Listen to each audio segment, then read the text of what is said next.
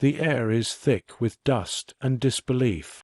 You're standing in a forest that shouldn't be this quiet, a place where pine needles should whisper, where summer should smell of resin and rain. But here, in the still heart of East Prussia, the world has stopped breathing. The wolf's lair lies hidden among the trees, concrete bunkers wrapped in moss, wires coiled like veins through the soil.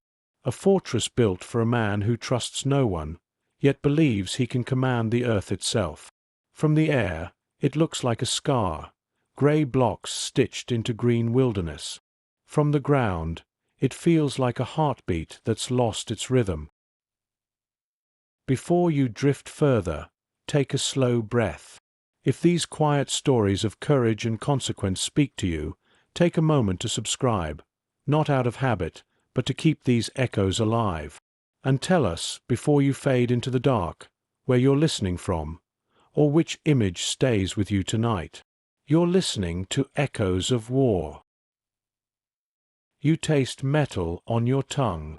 Smoke hangs low, curling from a building that once hummed with orders. Inside, the air trembles with the aftertaste of an explosion, brief, brutal, impossible to undo. Papers flutter across the floor like frightened birds. A table lies broken, its legs bent like wounded soldiers, and on it, the faint shape of a briefcase, scorched into the wood. You hear footsteps, hurried, uncertain, men shouting names, counting survivors, swearing oaths to a man they think might be dead. The scent of burned leather mixes with pine and fear. Somewhere, a telephone rings, unanswered. Somewhere else, a motor starts, because the world refuses to stop. Outside, the forest holds its breath. Flies gather around the cratered sand. A soldier stumbles out of the smoke, his face streaked with ash and disbelief. He has seen death, but not the one he was promised. They say time slows during an explosion, but after it time shatters, pieces falling out of order. You feel that now, the confusion of a plan half fulfilled, the terrible clarity that follows failure. The blast was meant to end an empire, but empires don't die in a single breath. They linger, bleeding through their own myths, pretending to live a little longer. In Berlin, hundreds of kilometers away, a radio operator leans forward, waiting for a signal. The code word is simple: Walkja. If the Führer is dead, the reserves will move. If not, the same word will mean treason. In that hesitation, that heartbeat between faith and fear, the fate of Germany trembles.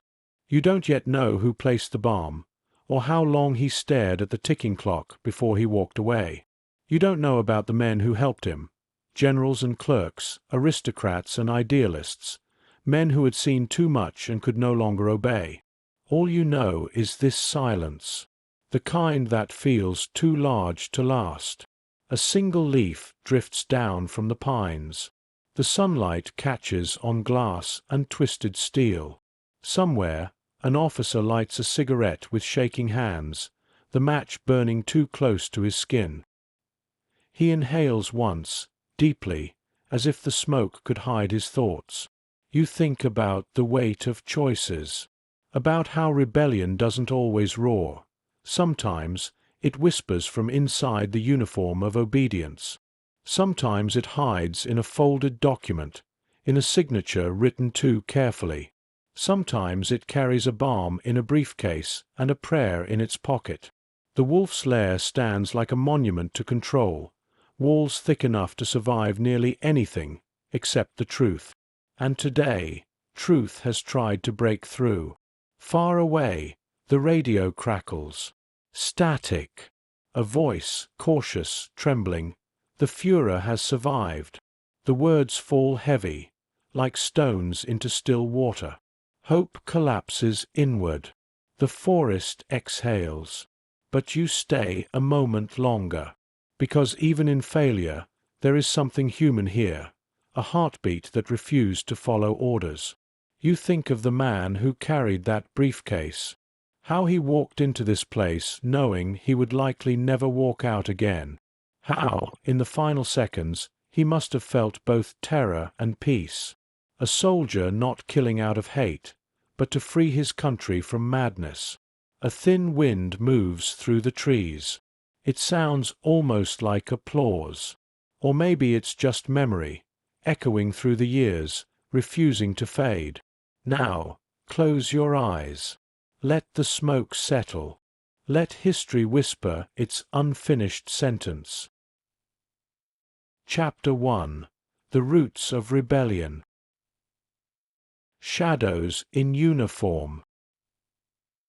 The war did not begin with noise.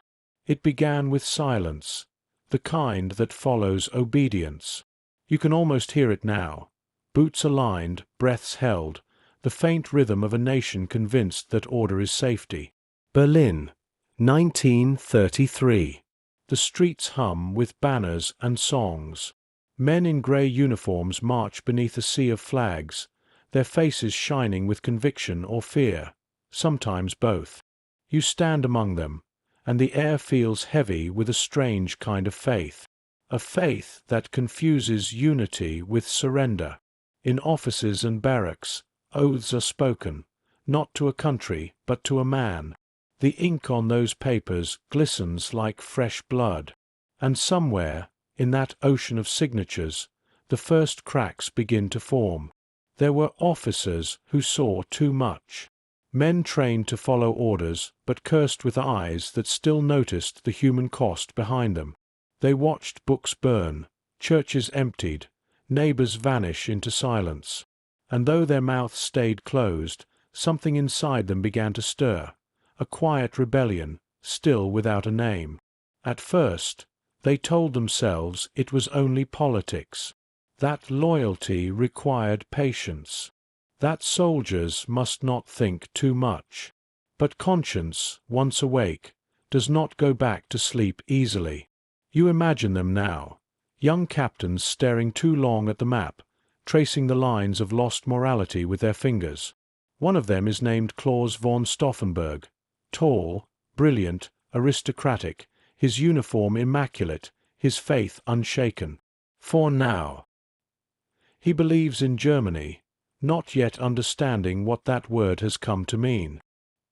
He believes in honor, in duty, in the poetry of sacrifice.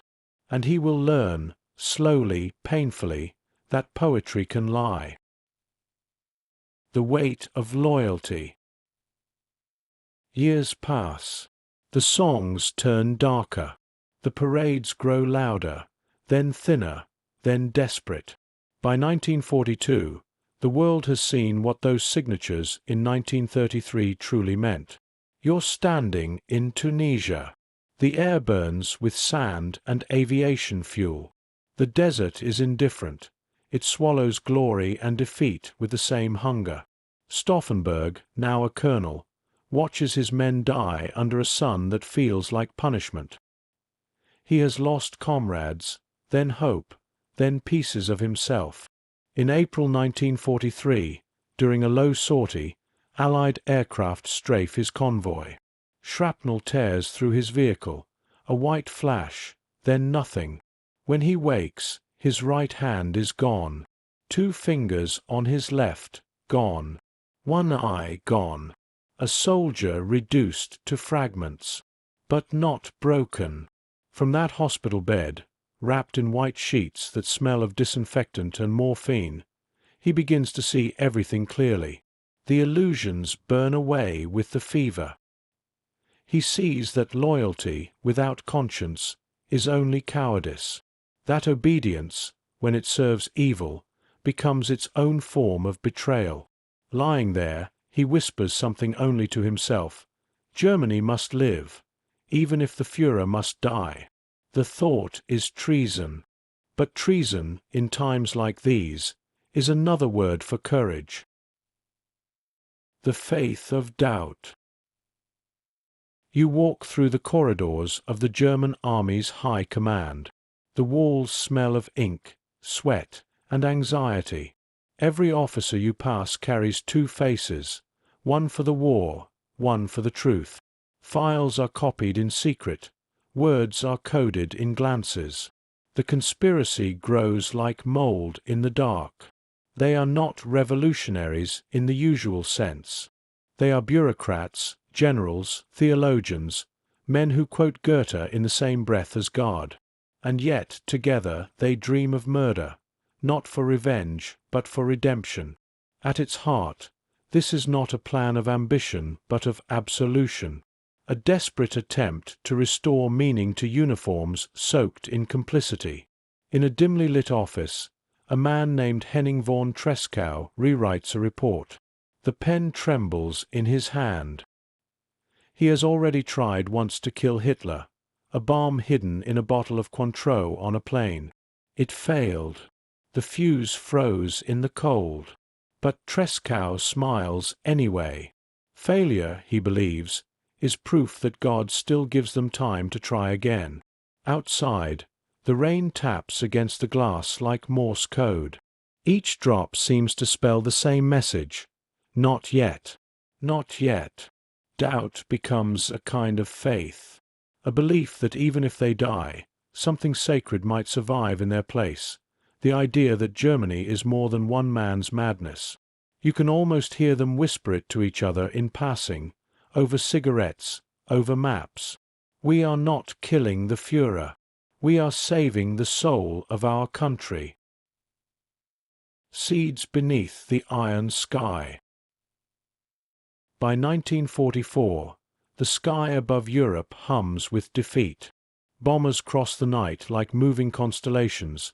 Cities glow in ruin, and yet the radio still insists on victory. Inside Germany, people cling to the fantasy of control, to the same old promises, now spoken through trembling lips. But beneath that iron sky, the seeds of rebellion are ready. Messages travel through couriers and code words. Meetings take place in borrowed apartments, behind locked doors, under portraits of the man they plan to kill. The plan is given a name that sounds bureaucratic enough to hide its purpose. Operation Valkyrie. Originally, it was an emergency protocol, a system to mobilize the army if chaos erupted. But in the hands of men like Stauffenberg, Treschow, and Olbricht, it becomes something far more dangerous. A weapon made of paperwork. A coup disguised as order. You picture Stauffenberg again, his glass eye reflecting the lamplight, his remaining fingers tracing the curve of a detonator. Each movement is precise, ritualistic, holy. He believes the time has come. He believes history has chosen him. Outside, thunder rumbles over Berlin. The city doesn't know it yet, but its own pulse is about to change. In the distance, church bells ring for evening prayers. The sound echoes through the empty courtyards, over the cobblestones slick with rain, into the dark rooms where men whisper of destiny. You can almost hear their voices overlapping with the storm. Faint, steady, unafraid. They are not dreaming of glory. They are preparing for consequence. And somewhere deep within that night, beneath the weight of uniforms and oaths, the first true breath of rebellion fills the air. The sound of a pen signing an order. The rustle of a map unfolding. The click of a clock being wound. Small sounds. But every revolution begins quietly. Chapter 2. The Web of Conspiracy. A room without windows. The meetings never looked like meetings. No flags, no speeches, no gestures of defiance, only silence carefully arranged into conversation. You're standing in one of those rooms now, a modest apartment in Berlin, its curtains drawn even at noon.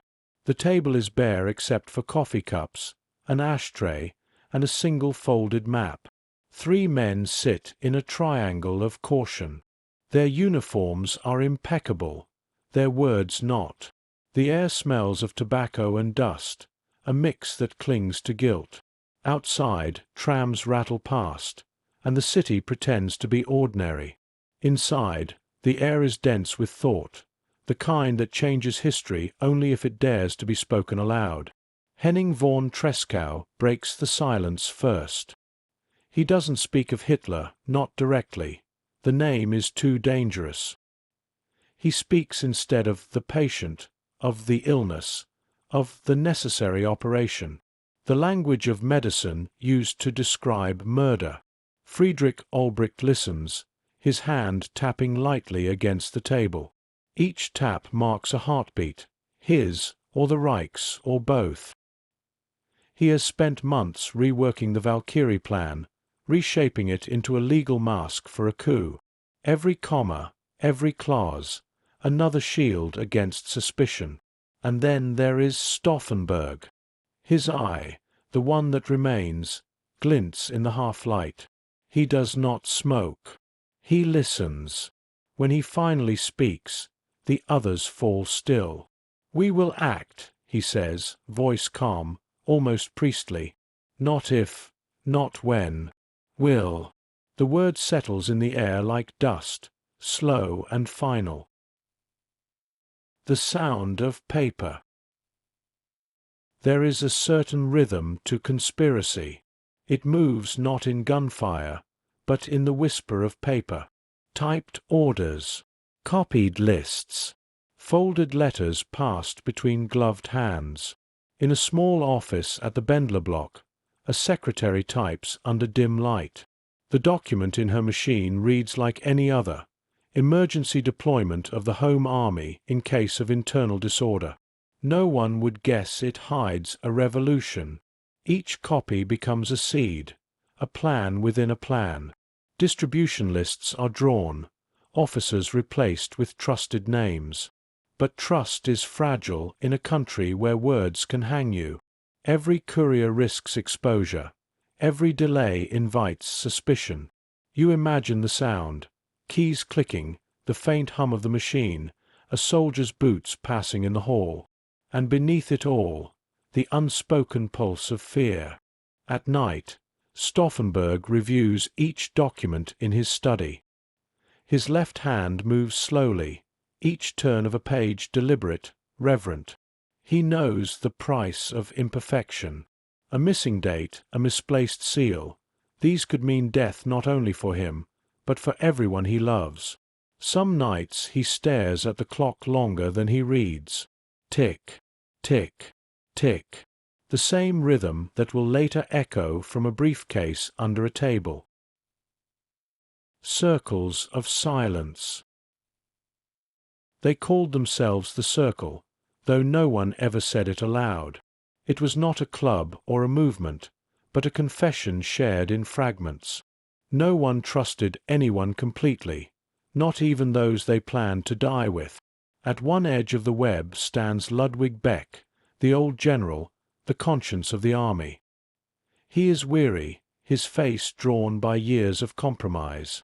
Once a supporter of Hitler, now a quiet prophet of his downfall. He writes long memoranda no one will read, calling for reason in a world deafened by shouting. At another edge stands Karl Gordeler, the former mayor of Leipzig, a man of laws and belief, who still hopes that Germany might return to decency through order, not chaos. He keeps lists of ministers for the post-Hitler government, names that will never sit in any cabinet, except in memory. Between them, couriers cross like ghosts, a whisper here, a nod there. The Gestapo senses something but cannot find its shape, because the shape keeps changing. The resistance is not a single plan. It is a breath shared among the few who have not forgotten how to breathe freely. The oath rewritten.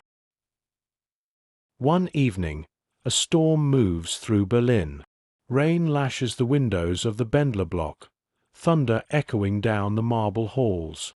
In an empty conference room, Stauffenberg stands before a portrait of the Führer. He studies it without expression. The eyes in the painting stare back, unblinking, omnipresent. Once he might have saluted it. Now he simply lowers his head, not in respect, but in grief. He whispers something, almost inaudible. It could be a prayer, or an apology, or both. Then he turns away. Later that night, he meets with Ulbricht again. They talk in short sentences, never finishing them. To speak too long is to risk discovery. To say too little is to risk misunderstanding. Between them lies a single sheet of paper, the order that will set Valkyrie in motion. Outside, lightning flashes, illuminating their faces for a heartbeat. For that brief second, they look less like conspirators and more like mourners. They know they are not only plotting a death. They are rewriting the oath they once swore, not to a man, but to something older, purer. The belief that obedience must end when conscience begins. The candle flickers. The ink dries. The rain softens. In the quiet after the storm, a new line is drawn across history. Thin as a thread, invisible to most, but strong enough, perhaps, to pull a nation back from the edge. Chapter 3. The Mechanics of Betrayal. The Language of Machines. Every rebellion begins with words. But to move from belief to action, words must become objects, metal, wire, and weight. You're standing in a small workshop, hidden inside the German Army's supply division. The air smells of oil and cold iron. On the table before you lies a device that could change the course of the war. A British-made plastic explosive, disguised within a wooden box, its detonator shaped like a pencil. The irony is quiet but cruel. A German officer using the enemy's weapon to save his own country. Stauffenberg studies it as if it were a relic. His remaining fingers trace the contours of the mechanism with reverence, not curiosity. He knows this language now, the fragile dialect of resistance written in circuits and silence. Trescow's old attempts echo through his mind, the bomb in the plane that never detonated, the clockwork that froze in the cold. This time, there will be no mistakes. Everything must be precise, down to the second, down to the breath. He rehearses the motion again and again. Insert, crush, arm, close. Each gesture a prayer in metal form. When he finishes, he places the device back into its casing, smooths the paper around it, and exhales, a sound that almost resembles peace. The Couriers of Doubt. The journey of betrayal begins with a handshake, one that lingers just a little too long, the way all secrets do. The conspirators move their messages through ordinary men, adjutants, clerks, drivers. They don't always know what they carry. An envelope that feels slightly heavier than it should. A case that smells faintly of chemicals. A letter folded twice, then once more, as if to fold the truth itself. Every mile traveled by train or car is a risk. Each border, each checkpoint, another heartbeat skipped. You follow one courier now, a young officer with clear eyes and shaking hands. He carries a parcel labeled documents for the general staff. Inside, a bomb without a fuse, a tool of faith disguised as obedience. He walks through the Berlin Hauptbahnhof, the sound of trains echoing through steel arches. Loudspeakers call out destinations: Königsberg, Warsaw, Paris. The world still moves, unaware that history itself sits beneath his arm. He boards a carriage and sits by the window. Rain traces lines down the glass. He looks out, not realizing this simple act, the refusal to look away, will be remembered by no one. When he reaches his destination, he delivers the parcel and salutes. The man receiving it nods, says nothing. In silence, another link is forged. A map of fear. In the Bendler block, the conspiracy has grown so complex it resembles an organism, arteries of information branching through departments, feeding on courage and secrecy. But every living thing needs air, and this one is suffocating. Gestapo surveillance tightens around them. Every telephone call feels like a confession. Every knock at the door, a verdict. Ulbricht begins to burn notes as soon as they are read. He memorizes names, destroys papers, and still, the fear remains. You can almost feel it, the tension that hums between the walls, an invisible current connecting men who cannot sleep. The irony is cruel again. They are plotting to restore order, yet their lives are now governed by chaos. At night, in his study, Stauffenberg unrolls maps across the table. Berlin, Munich, Rassenberg, each point marked with quiet intent. His glass eye reflects the lamp's glow, making him look almost otherworldly, half man, half mission. He studies the routes to the wolf's lair. He measures not distance, but destiny. Somewhere in the dark, a church bell strikes midnight. Each toll sounds like a heartbeat counting backward. The weight of timing. Time is the last enemy, and it is everywhere. In July 1944, the war machine groans under its own weight. Cities burn, armies retreat, and yet the Reich still believes in miracles. Inside that delusion, the conspirators find their narrow window. The meeting at the Wolf's Lair is set for the 20th. Hitler will gather his officers, review reports, speak of counterattacks that no longer exist. And Stauffenberg will be there, summoned as part of the general staff, the perfect disguise. He prepares his uniform the night before, brushes the dust from his medals, adjusts the straps over his missing hand. Each motion is slow, ritualistic, a soldier dressing for death. On his desk lies a small notebook. Inside, his final notes, the sequence of events, the code words, the names of men who must act once he does.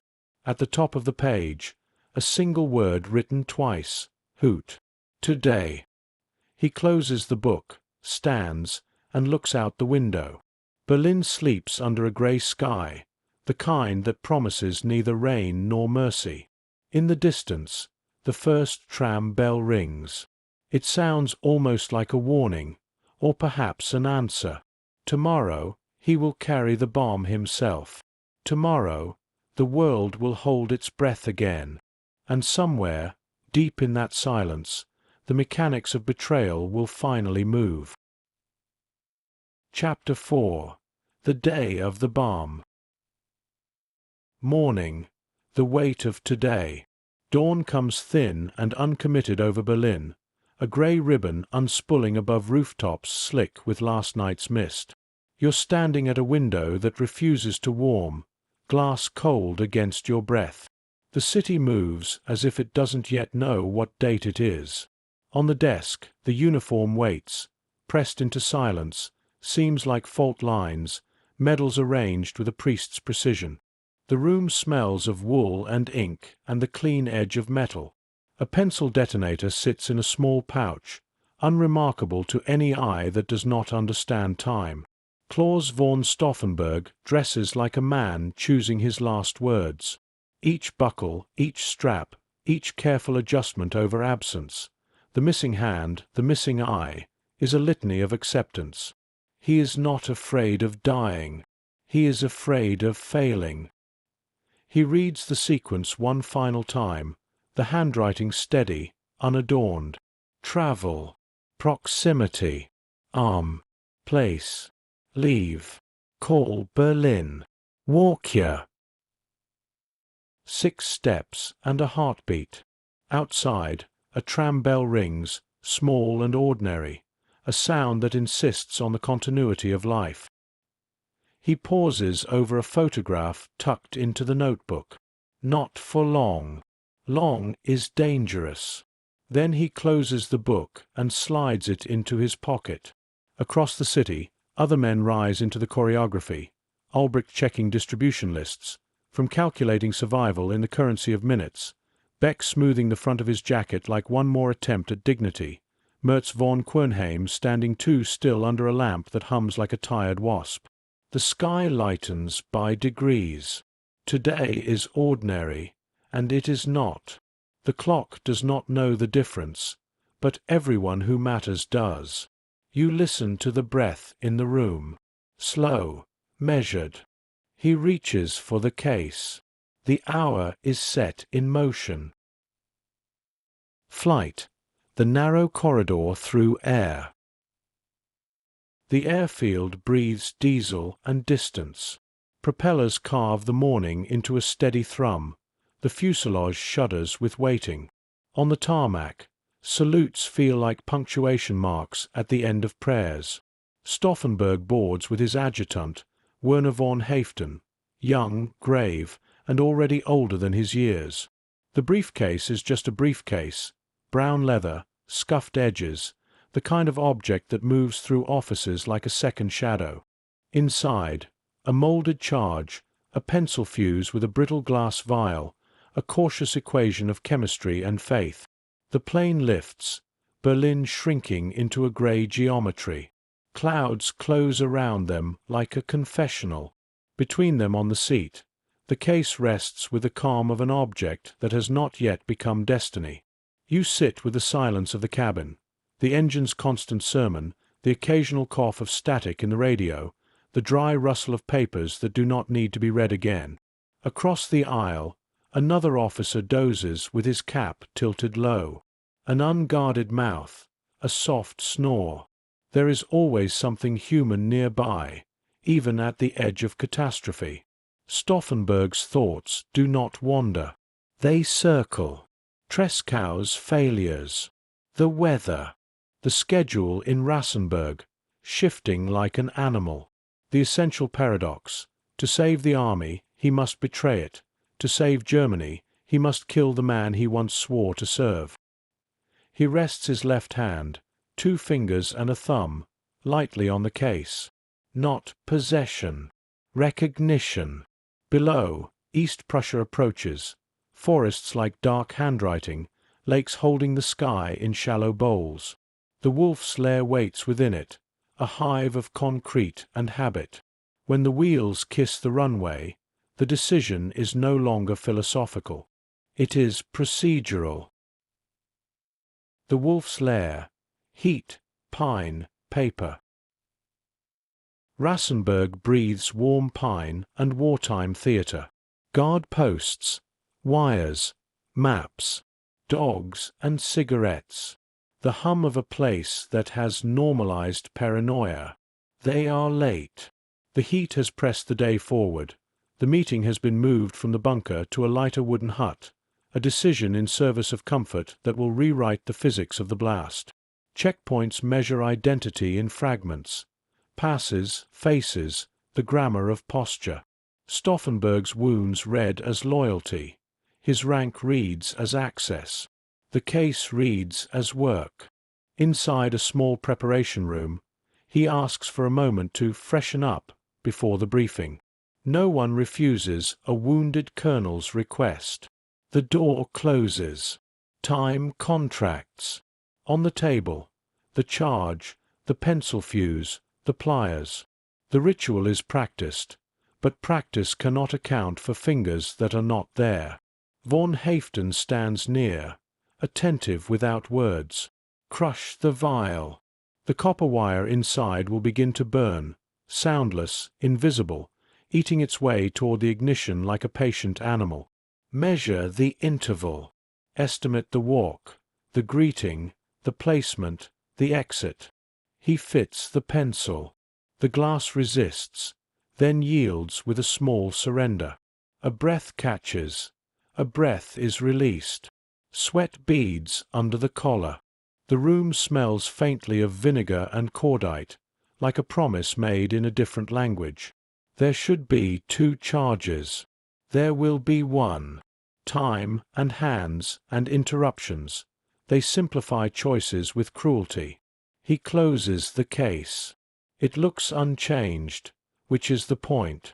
In the corridor, footsteps pass, hurried, then ordinary again.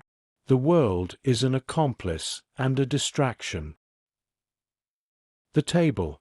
Wood, maps, breath. The briefing room is bright in the way danger often is.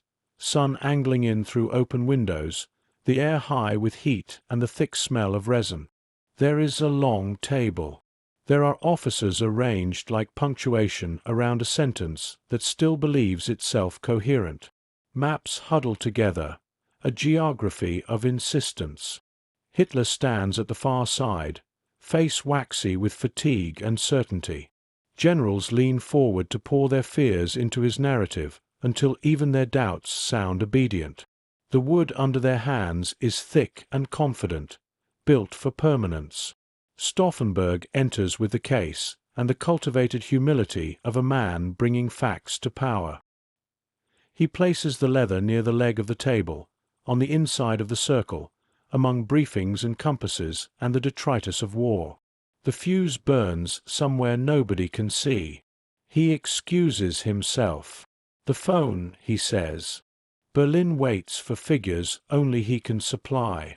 A staff officer, impatient with clutter, nudges the case to the far side of the leg, a minor gesture to clear space for his own papers. It is a practical act. It is a historical act.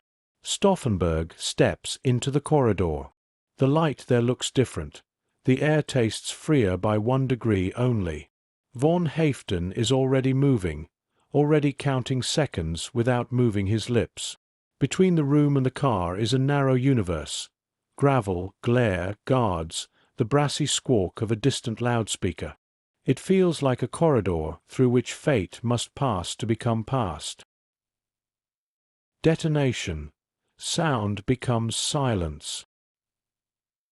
The explosion is not cinematic from outside. It is a violent breath, a heave of air and light, splinters and heat, a bark that chases itself into echo. Birds tear free of the pines, black punctuation thrown against the sky. The ground gives a short, hard shudder, and then remembers itself. Men run. Alarms start speaking in their single language. Stauffenberg does not run. He moves with the measured urgency of the only man who knows what the sound means. He looks once across the compound, not at the smoke, not at the people, but at the pattern of movement, the choreography of shock.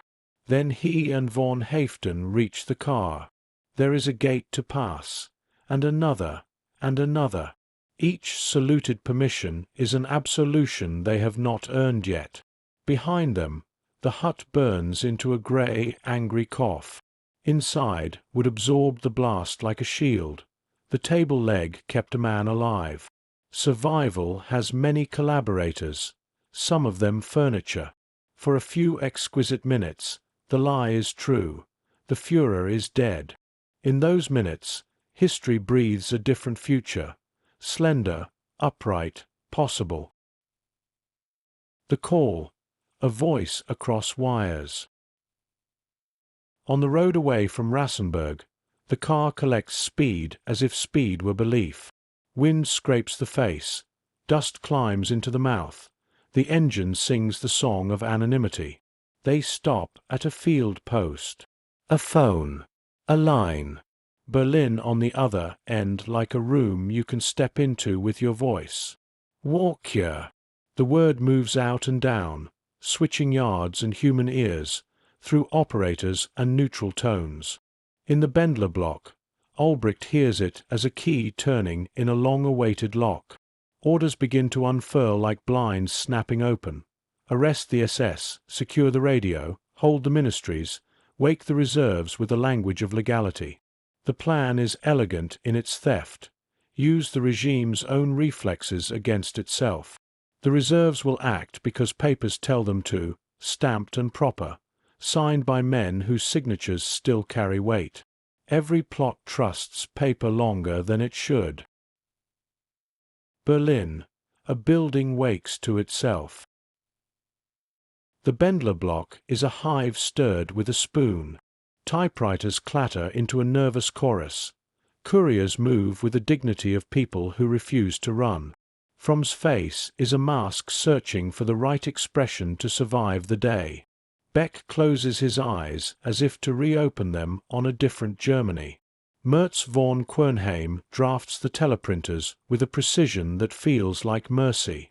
Reserve units receive orders that sound like duty and are, in fact, revolt.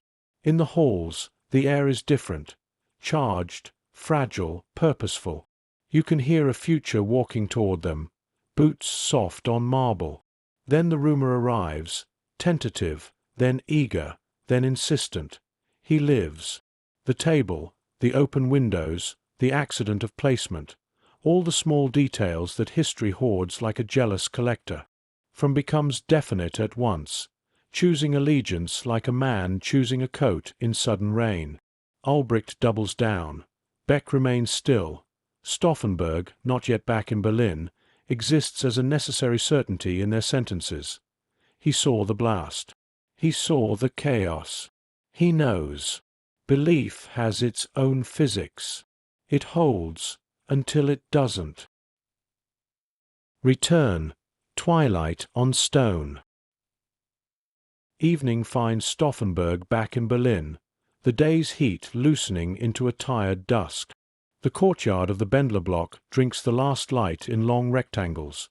Windows show rooms of men writing history into and out of existence. He climbs the stairs with the steady exhaustion of someone who has already died in all the ways that matter except one. His presence stiffens spines, retunes the building. He is the proof he brought with him. Walkure continues. The phrase moves like a metronome, obedient, insistent. Units in Paris, Vienna, Prague receive the pulse and begin to move, the world briefly tilting toward an alternate alignment. Then the radio speaks with the authority of a man who has not died. The voice is unmistakable, weary, nasal, triumphant by the mere fact of being. He lives. Orders collide in the wires. Some detach from the coup like leaves in an unexpected gust. Others cling in stubborn courage. Truth and command fight inside sentences. The Bendler block shifts from cathedral to battlement. The outer corridors fill with hesitation, the inner rooms with resolve. Nightfall, the edge of consequence. Night gathers with the simplicity of a closing book. In the courtyard, shadows arrange themselves into listening shapes. Inside, corridors narrow into choices that will not open again. From returns with the momentum of the official world behind him. He orders, he threatens, he offers survival as a service he can still provide. Albrecht refuses the old gravity. Merz backs him with the stubborn clarity of men who no longer fear being misunderstood. Stauffenberg stands like a man who has consumed his fear and found calm beneath it. He speaks softly, as if volume could break the fragile arc of meaning they have labored to make all day. The building divides itself, doors quietly locked, phones quietly cut, loyalties quietly counted. Out in the city, Berliners eat late dinners under dim bulbs, unaware that their future is being measured in the width of a corridor and the steadiness of a hand. Shots will come later. For now, there is only paper being signed with hands that shake and the low murmur of men saying each other's names in the past tense. You feel the night enter the rooms, cool, unjudging. The war beyond the walls continues its colossal, indifferent work. Inside, a few human beings try to redirect it with the smallest levers available. Word, will, breath. A clock somewhere strikes the quarter hour. It sounds like the last calm thing in the world. Interlude. The city that listened. The frequency of hope. The city does not know yet. Morning bleeds into afternoon, afternoon into heat. Somewhere the bombs are still falling, but not here, not right now. Berlin breathes in that fragile pause between alarms. a pause that feels like mercy. You're standing in a small apartment, 5th floor, near the Tiergarten. The wallpaper peels a little near the stove. A kettle hums, a child hums with it. In the corner, a radio whispers. Its voice is the voice of the nation, calm, distant, trained never to shake. It speaks of the Eastern Front, of heroic defense, of enemies repelled and victories certain. But between the sentences, something trembles. A delay, a skipped word, a human breath the script forgot to hide. An old woman at the table lifts her head. She has learned to hear truth in the spaces where the broadcast falters. She glances toward the window, half expecting someone to knock and forbid her from noticing. Then, a new tone. A bulletin. Unscheduled. Words wrapped too tightly. An explosion occurred today at the Führer's headquarters. The Führer is alive and well. Alive and well. 3 words meant to comfort, but they fall like stones into the small quiet of her kitchen. She looks at the photo on the wall, her son in uniform, frozen in youth he no longer has. She touches the frame, as if reassurance could travel backward through glass. Outside, a tram clatters past, wheels shrieking like something trying to wake. For a moment, the city listens not to the radio, but to itself. Between static and silence. Across town, in a cafe that pretends not to be empty, a few patrons gather under the spell of caffeine and denial. The air smells of burnt chicory and damp wool. Every table holds the same props: a folded newspaper, a cup, a fear. The radio there crackles, half sentences cutting through the static. Someone coughs. Someone whispers. They say there was a bomb. No one answers. Questions are the new currency of suspicion. A young soldier on leave stares into his drink. He does not look like belief anymore. His eyes are fixed on nothing, perhaps on a thought that has nowhere safe to live. When the broadcast repeats, the Führer has survived the assassination attempt. Something inside him exhales, not in relief, but resignation. He had not wished for death, only for an ending. Now both are denied him. Outside, the street vendors shout softer than usual. The air feels like an afterthought. The city carries on because it doesn't know how not to. A house with the curtains drawn. Elsewhere, a young mother stands at the sink, hands in cold water. She is not thinking about politics. She is thinking about soap, and the price of milk, and whether the sirens will come again tonight. But she listens, because everyone listens. Even silence in this city has the texture of listening. The radio hums beside her, low, insistent. She has grown used to the sound of certainty. It fills the air like wallpaper. But now it wavers. A phrase repeats: the Führer unharmed, immediate justice, traitors within the army. Her hands still. The word traitors moves through the room like a draught. She does not know names. She does not know the faces of the men who tried. But for one long second, she feels the weight of all those unseen lives pressing against the fabric of her own. She dries her hands slowly, quietly, as if afraid the sound might betray her thoughts. Outside, a neighbor slams a window shut, too quickly. Inside, the clock keeps time like a heartbeat refusing to die. The city after the pause. Night comes earlier now, not by the clock, but by consent. Streetlights stay dim, conversations shorter. The city has learned that survival lives in silence. But somewhere, through a crack in the blackout curtain, moonlight still dares to look in. It touches a stack of newspapers, a sleeping child, a glass of water half full, a radio still whispering to itself. The bulletin changes tone. No longer calm, but sharpened. Arrests. Names. Warnings. A roll call of ghosts in waiting. In the distance, church bells ring, not for victory, not for loss, but because time still moves even when courage is crushed. You imagine all of them now. The woman, the soldier, the mother. 3 small lives unaware of each other, connected by one thread of static. Each will sleep tonight beneath the same hum of authority. Each will dream, perhaps, that the sound cuts out for good. The city exhales. Smoke rises somewhere, unseen, and the air settles again into that familiar rhythm, obedience disguised as peace. Chapter 5. The Bendler Block Night. Thresholds. Night gathers like cloth laid gently over stone. You're standing at the entrance to the Bendler Block, where lamps turn the courtyard into a shallow pool of yellow. Footsteps pass through it and leave no ripple. Inside, doors are half closed, an architecture of hesitation.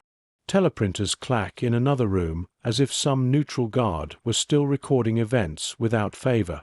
On a wall, a clock refuses to rush or pity. It only keeps. Stauffenberg moves through the corridors with a quiet that seems to draw silence around him rather than absorb it. Ulbricht carries papers that feel heavier than paper. Mertz von Quernheim tends to orders like a gardener who knows the frost is coming. Beck sits for a moment in a chair by the window, eyes lowered. He is thinking not of victory but of proportion, how a life should meet its end with a shape that fits. From returns like weather, cold front, pressure line, a change that will be felt in bones. Authority walks before him. Fear follows after.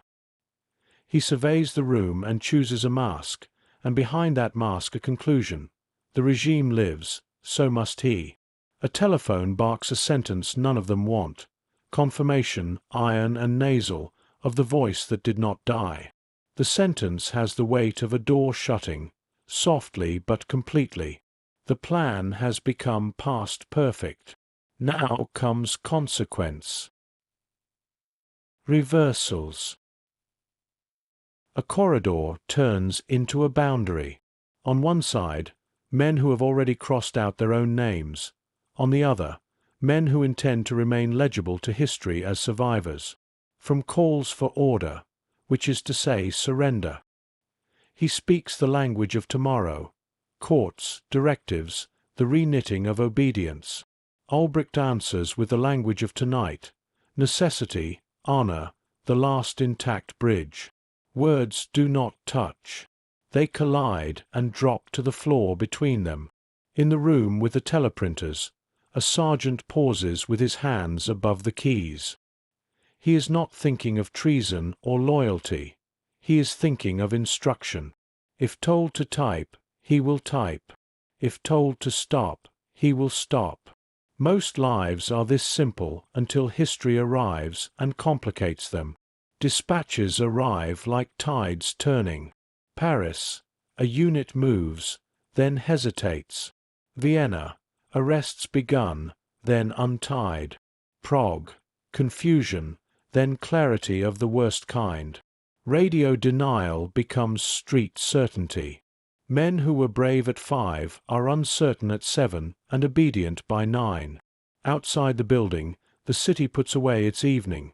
Plates washed, slippers found, blankets lifted to chins. Somewhere a child wakes and cries. Someone shushes gently, with a reflex of kindness that survives systems. Inside the building, mercy has a smaller vocabulary. From orders, arrests. He says the names as if he were reading from a ledger. Ulbricht, Mertz, Stauffenberg. Names that fit easily in a mouth until the mouth must answer for having shaped them. A handful of officers seize the moment like a rope thrown over a moving train. They take control of rooms, not history. They point pistols with hands that tremble not from fear, but from the realism of proximity. The gun room. The place is small and practical, a room chosen not for ceremony but for convenience.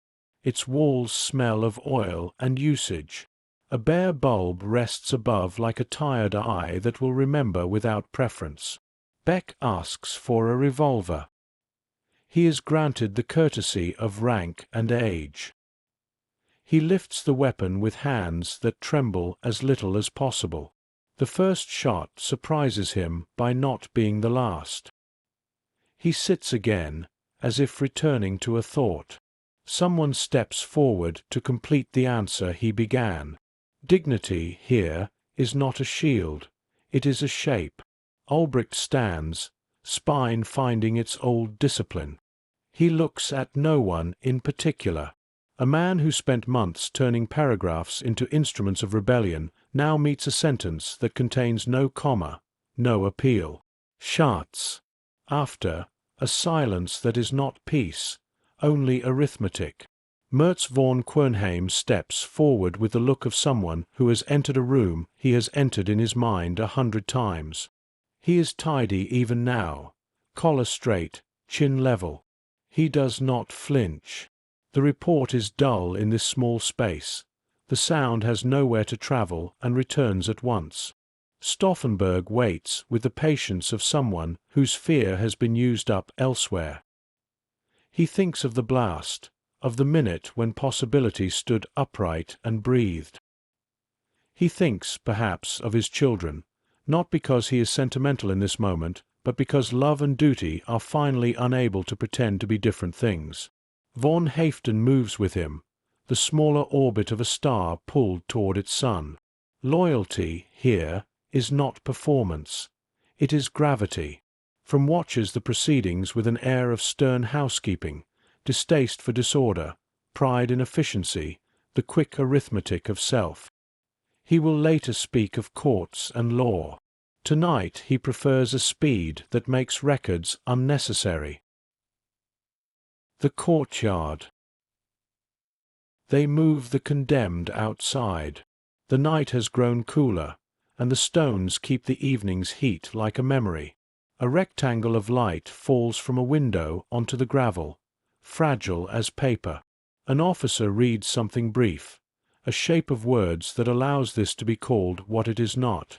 No one listens for content. Rhythm will do. Pistols are checked by touch. Stauffenberg stands very straight. It is not pride. It is a habit of bone. He looks once at the sky. It contains nothing for him, and that is a comfort. Von Haften steps between him and the muzzle before anyone can prevent it. A small mercy taken by force, one body offered into the path intended for another. The shot is close and immediate. He folds not like a flag, but like a man, which is to say without drama. A pause. No speech now, only fragments, breath, step, alignment. Stauffenberg's face is calm, not because he has no fear, but because he has placed it on a table and walked away earlier in the day. When the volley sounds, it is as workmanlike as any order fulfilled. The courtyard receives the sound and returns it to the night, softened. Somewhere a dog barks once, uncertain which world it belongs to. The recording angel. Down the hall, a clerk writes. Ink scratches the paper with the hush of modest rainfall. He records names, times, phrases such as carried out and by order of. His hand is steady. Tomorrow another hand may copy his neatness into another neatness. There will be no room for adjectives. On the desk beside him, a cup cools. Coffee gone to the taste of pennies. He does not drink. He does his work with an efficiency that neither honors nor damns, merely proves. He stops once to blow upon the page, drying the words so they will not blur. It is a small tenderness toward permanence. Echoes in the building. The Bendler block settles back into itself like a lung after a held breath. Doors that had been watchful become only doors. Steps resume their usual size. A janitor collects spent casings and puts them in a tin. Work to be done, even where endings have occurred. In the teleprinter room, the sergeant returns to the chair. He looks at the keys as if expecting them to object to his hands. They do not. He resumes. Words spool out. Communiques, clarifications, the official story picking up its coat. On a stairwell landing, a young officer sits with his head in his hands. He is not crying. He is adjusting to the new shape of the world, which is to say the old shape renewed. Adjustment takes time. The clock does not offer any. The night walks away. Close to midnight, a wind slips through the courtyard and lifts the smell of cordite and dust into thinner air. Windows darken one by one. The building becomes exterior again. Inside, pockets of wakefulness persist. Guards at posts, a telephone that refuses to sleep. The city beyond resumes its own concerns. Trains arriving late, a bicycle chain catching on its sprocket, someone laughing too loudly in a doorway and then stopping. In a room whose purpose is to hold maps, a map remains. Pins mark fronts that are already moving beyond the pins. The lamp is left on. Moths come. They beat themselves gently against the shade until the beating is its own lullaby. The smallest sound. Somewhere, a drawer closes. Somewhere else, a boot is set carefully beside its mate. These are the survivals, the gestures people can still control when everything else has been taken or chosen. In the gun room, echoes thin. A dark patch on the floor looks like shadow and is not. By morning, it will be scrubbed until it becomes shadow again. The night does not end. It recedes. What remains is the memory of it, folded and tucked away, carried by those who saw and those who didn't but know. Memory weighs almost nothing and cannot be confiscated at a checkpoint. You stand for a moment at the threshold where you began. The lamps throw their careful circles onto gravel. Within them, nothing dramatic, only pebbles, cigarette ends, a thread of paper twisted by wind. The building exhales, unremarkable as stone. Inside it, somewhere, an ink line dries. Outside it, somewhere, a mother turns down a radio and pulls a blanket to a child's chin. The hour has no need to announce itself. It passes, and the night, in its tidy administrative way, finishes what the day began. Chapter 6. The net tightens. After the door closes. The morning does not announce what it has taken. It simply arrives, pale and dutiful, and lays its light across floors that remember the night. You're standing in a corridor where the air still smells faintly of oil and cordite. The building has learned to behave as a building again. Yet outside its walls, something moves with purpose. The state's reflex, automatic, unembarrassed. Lists are drawn. Names are underlined. Phones ring with the efficiency of a heart that will not stop. In offices where yesterday's sentences were doubts, today's are decisions. A pen descends, a warrant rises. The authority of paper continues its quiet reign. You can feel it in the city. Doors open too early, questions asked in the official tone, footsteps that do not hurry because they do not need to. The net is not loud. It is thorough.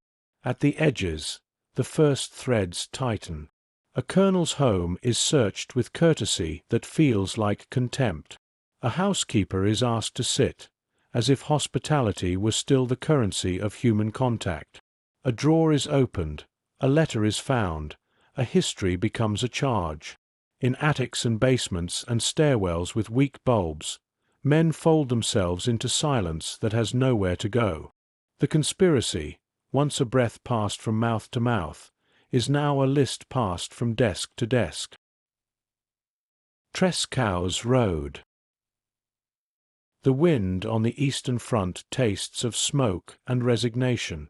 You're standing on a track road whose ruts hold last week's rain like dull mirrors. Henning von Treschow walks there, not quickly, not slowly, precisely, as if moving at the speed of conscience. He has long believed that failure is not the end of duty. Now he believes its opposite, that duty is not the end of failure. He has seen the war strip men to bone and belief. He has seen belief turn to habit and habit to horror. Each step is an inventory he no longer needs to keep. A messenger brings the news he expected. The coup has failed. The circle is breaking. The files will be read. Trescow's face does not alter. Inside him, a decision finishes growing, something planted long ago, watered by the knowledge that to wait is to give the devil more rooms. He turns into a copse of small trees whose leaves clap softly at nothing. He borrows a grenade with the manners of a guest. To a companion he speaks a sentence that lives like a psalm. A man must do what is right, no matter the consequences. The words are not for comfort. They are a shape he steps into, like a uniform that still fits. The sound that follows is small beside the ongoing sky. Birds rearrange themselves on a wire. A few leaves float down as if time had exhaled. Treschow returns to the silence he kept. The road keeps its dust. On a desk far away, his file will be stamped and restamped until his name becomes an instrument. But this moment, bare and private, will not be found by the stamp. Gordeless Rooms. Karl Gordeler moves from room to room the way ideas move, quietly, stubbornly, believing indoors. Former mayor, patient architect of a Germany that might have been lawful again, he keeps a notebook of ministries for a republic that exists only in the subjunctive. Now he moves in the indicative, hidden, hunted, here. You find him in a friend's spare room whose wallpaper repeats a flower like a prayer. The window is shuttered. The air smells of soap and damp paper. He writes names on a scrap and then folds the scrap into his shoe.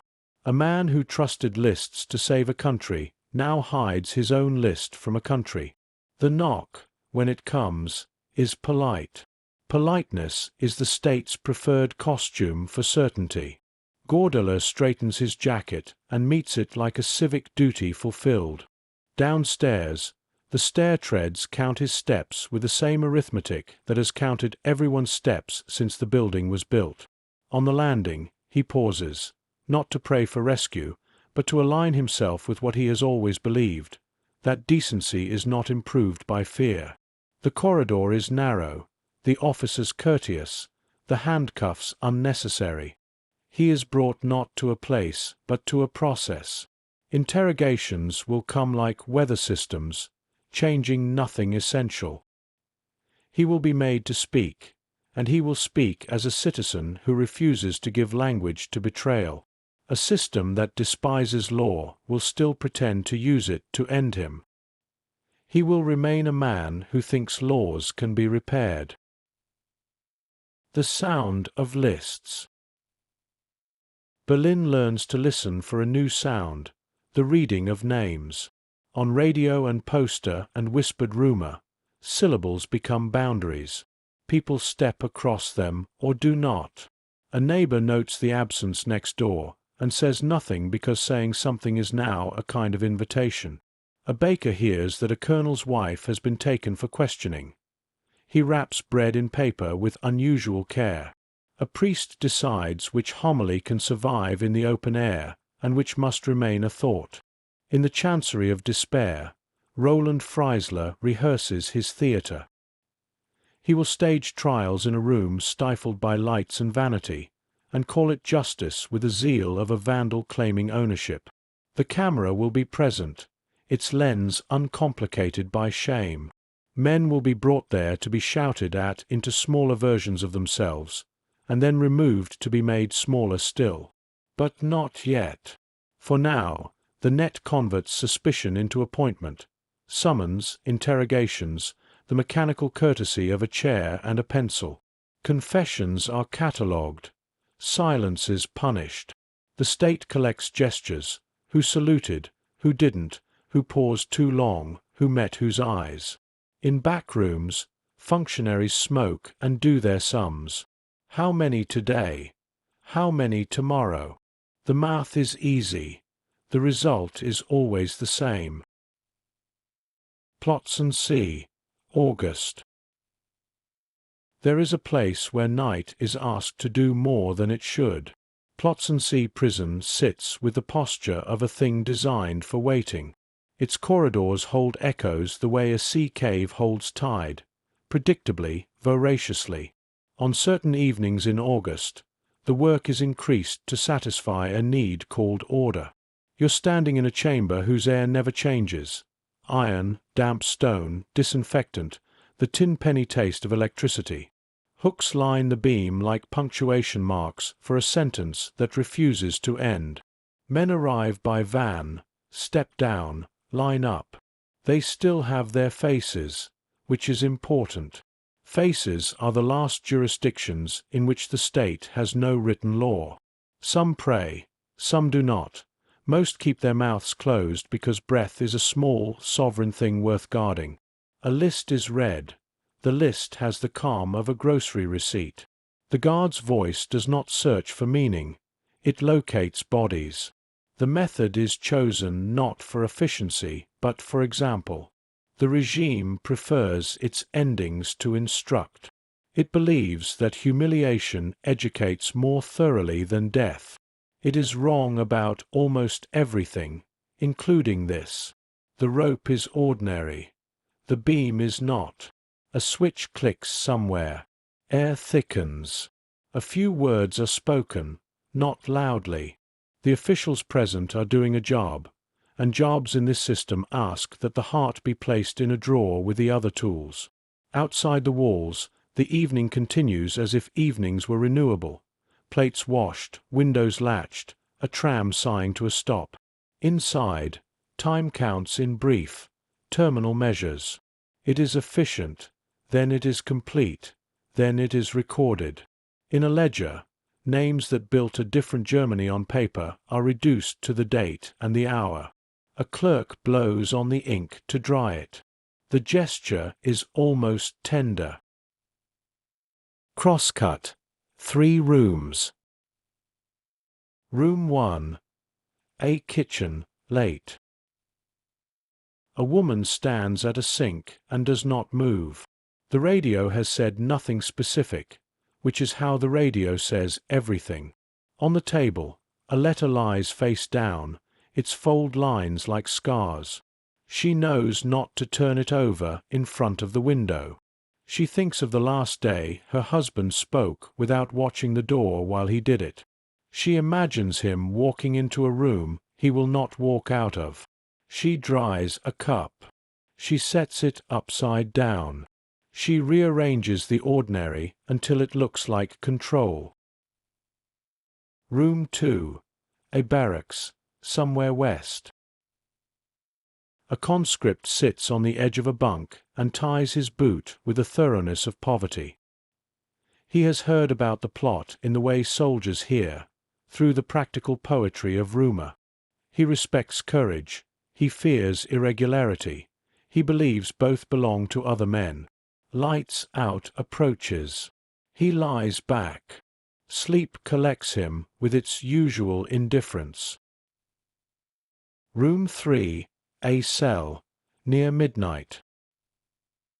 A man who once wrote memoranda that could have changed the direction of a country if anyone had read them sits with his hands quiet on his knees. He recites a poem silently, not because poems save, but because they hold. Footsteps approach. They pass. He leans his head back against the wall and imagines a field where nothing is measured, not even time. The People's Court. The hall is hot and crowded, designed for the comfort of the judge's voice. Roland Freisler enters with the momentum of a man certain that sound is a form of truth. He speaks as if interruption were justice. He interrupts as if it were proof. The defendants stand in uniforms rearranged to humiliate them, belts removed, suspenders denied, dignity edited for the camera. The nation will be shown this theater as if it were a sacrament. Questions are asked that cannot be answered because answers are not the purpose. Every sentence becomes an exhibit. Names become accomplices. A cough is taken down for the record. To watch this is to feel a particular exhaustion, the fatigue of witnessing a performance where meaning has been evicted and the props pretend to speak. But beneath the script, something stubborn remains, the shape of men who will not edit their eyes. In the back, a stenographer bends to the keys with a devotion that would honor a better world. The roll of paper curls at her feet like a sleeping animal. She records. She does not endorse. The regime cannot tell the difference. History can. Letters not sent. Somewhere in a ministry office, a basket holds letters that will never be delivered. They are inspected, copied, censored, filed, then kept. The system dislikes movement it did not authorize. You read one without opening it, because the paper itself says enough. The crease where a hand pressed too hard, the blot where a pen paused, the faint scent of soap and something like pine. A sentence begins. If this reaches you, and then the corridor outside makes a sound that belongs to keys and boots, and the sentence waits in its envelope for a future that will not include it. In another place, a librarian wraps banned books in plain brown paper and moves them into a back room not because she expects to save a civilization, but because she refuses to let a single sentence vanish without needing to be carried. Small resistances are not measured in outcomes. They are measured in refusal. August's inventory. By the end of August, the net has done its work with a precision that admires itself. Arrests extend outward like ripples that never reach shore because the lake is the state and the shore is gone. Some names have been spoken in public, others disappear into the practiced discretion of bureaucracy. Families learn new vocabulary: protective custody, interrogation, remand. The phrases are clean and leave no bruise on the tongue. The body records what the words do not. The war, indifferent to drama, continues to carve Europe down to the bone. Cities lose their edges. Roads become theories. Maps are revised with straight rulers and unstraight intentions. And through it all, the echo of a failed future moves among the living, a perhaps that once stood up and was asked to sit down forever. The executions at Plötzensee multiply, some nights too many to list with the dignity of space between lines. Names become columns. Beck already gone, Ulbricht gone, Merz gone, Stauffenberg gone. Others follow: Witzleben, York, Oster in time, an index of courage, an alphabet of consequence. The regime believes this is conclusion. It is only accumulation. The edge of autumn. September approaches with the tired luxury of cooler air. Leaves begin to practice letting go. You stand in a street where the light slants differently, and the buildings look briefly like themselves before they resume being addresses. A woman pins a sheet to a line and watches it lift, a fragile flag of a country that exists entirely within a yard. A boy, not seen, only heard, counts to 20 and starts over because he enjoys the order of numbers. A tram bell argues softly with distance. The net, having tightened, now holds. It does not need new movement to prove its strength. It prefers the display of stillness. But even in stillness, currents remain. The things people do when no one is looking, the sentences they rehearse and never speak, the prayers they say without words. If you listen closely, you can hear the country breathing under the weight placed upon its chest. slow, shallow, determined to remain a body. And you remember that courage does not end where punishment begins. It changes rooms. The chapter closes not with a verdict, but with a street at dusk, windows lit like quiet promises, a bicycle leaning against a wall, and the faint, persistent sound of someone turning a page by a lamp. Interlude: The Quiet Profession. The Corridor of Keys. You're standing in a corridor that smells of wet stone and tired light. The hour is somewhere between night and morning, the air between purpose and regret. Your hand moves through its small collection of keys, each one familiar as a name you don't want to remember. The work is simple, which is what makes it difficult. Doors, papers, voices low enough not to echo. In this place, everything must be efficient, even the silence. Sometimes you think the building dreams. Pipes knock like slow heartbeats. Doors sigh when closed. You tell yourself it's only the draft, but the walls here listen, and sometimes they whisper back. At the end of the hall, a bulb flickers. The light has learned to stutter politely, as if not to interrupt. You stop and wait. It steadies. You continue. Your shoes make a sound the ceiling memorizes. The chaplain. He wears the collar of ritual, but not the comfort of certainty. By the time they call him, the words he's supposed to say have already wilted on his tongue. He sits beside men who no longer need language, men who already inhabit the distance between breath and memory. He listens more than he speaks. Sometimes they want confession, sometimes they want silence. Most want neither, only to be looked at by someone who doesn't avert their eyes. In his pocket, the little book of Psalms grows thinner, its pages soft with use and sweat. The words are supposed to comfort the dying. He wonders if they also keep him alive. He has learned not to promise heaven, only to remind them that the night is almost over. That dawn, in this place, is not metaphor. When they lead one away, he keeps the chair warm for a while, a courtesy to absence. He used to count the names, now he counts the pauses between them. Each pause feels heavier. When he prays, it is no longer for souls, but for silence to mean something. The doctor. He signs the forms. That's his work. Confirmation, not healing. Ink where blood used to be. He once believed that a pulse meant life. Now it means paperwork. He has learned to check quickly. Touch. Nod. Record. The living and the dead differ less by temperature than by permission. Sometimes, afterward, he stands by the sink and washes his hands until they sting. Not for cleanliness, for memory. He fears forgetting what human warmth feels like. He never looks up when officials speak. Their voices are made of politics and fatigue. He answers with nouns only. Yes. No. Completed. Adjectives have gone out of season.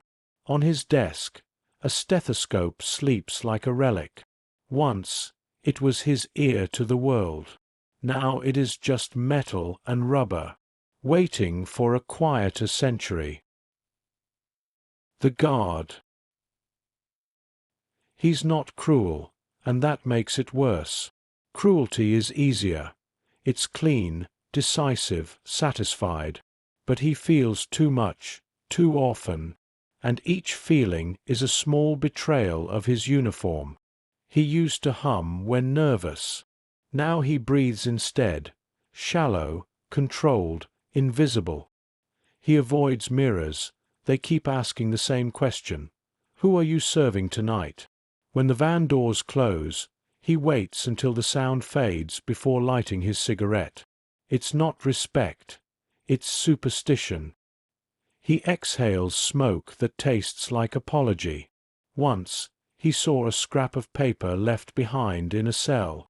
A prayer written in pencil. The word Germany smudged into something that looked like forgive. He didn't report it. He folded it and carried it in his pocket for weeks until the letters wore away. Now he carries nothing. Even pockets have become dangerous. The corridor again.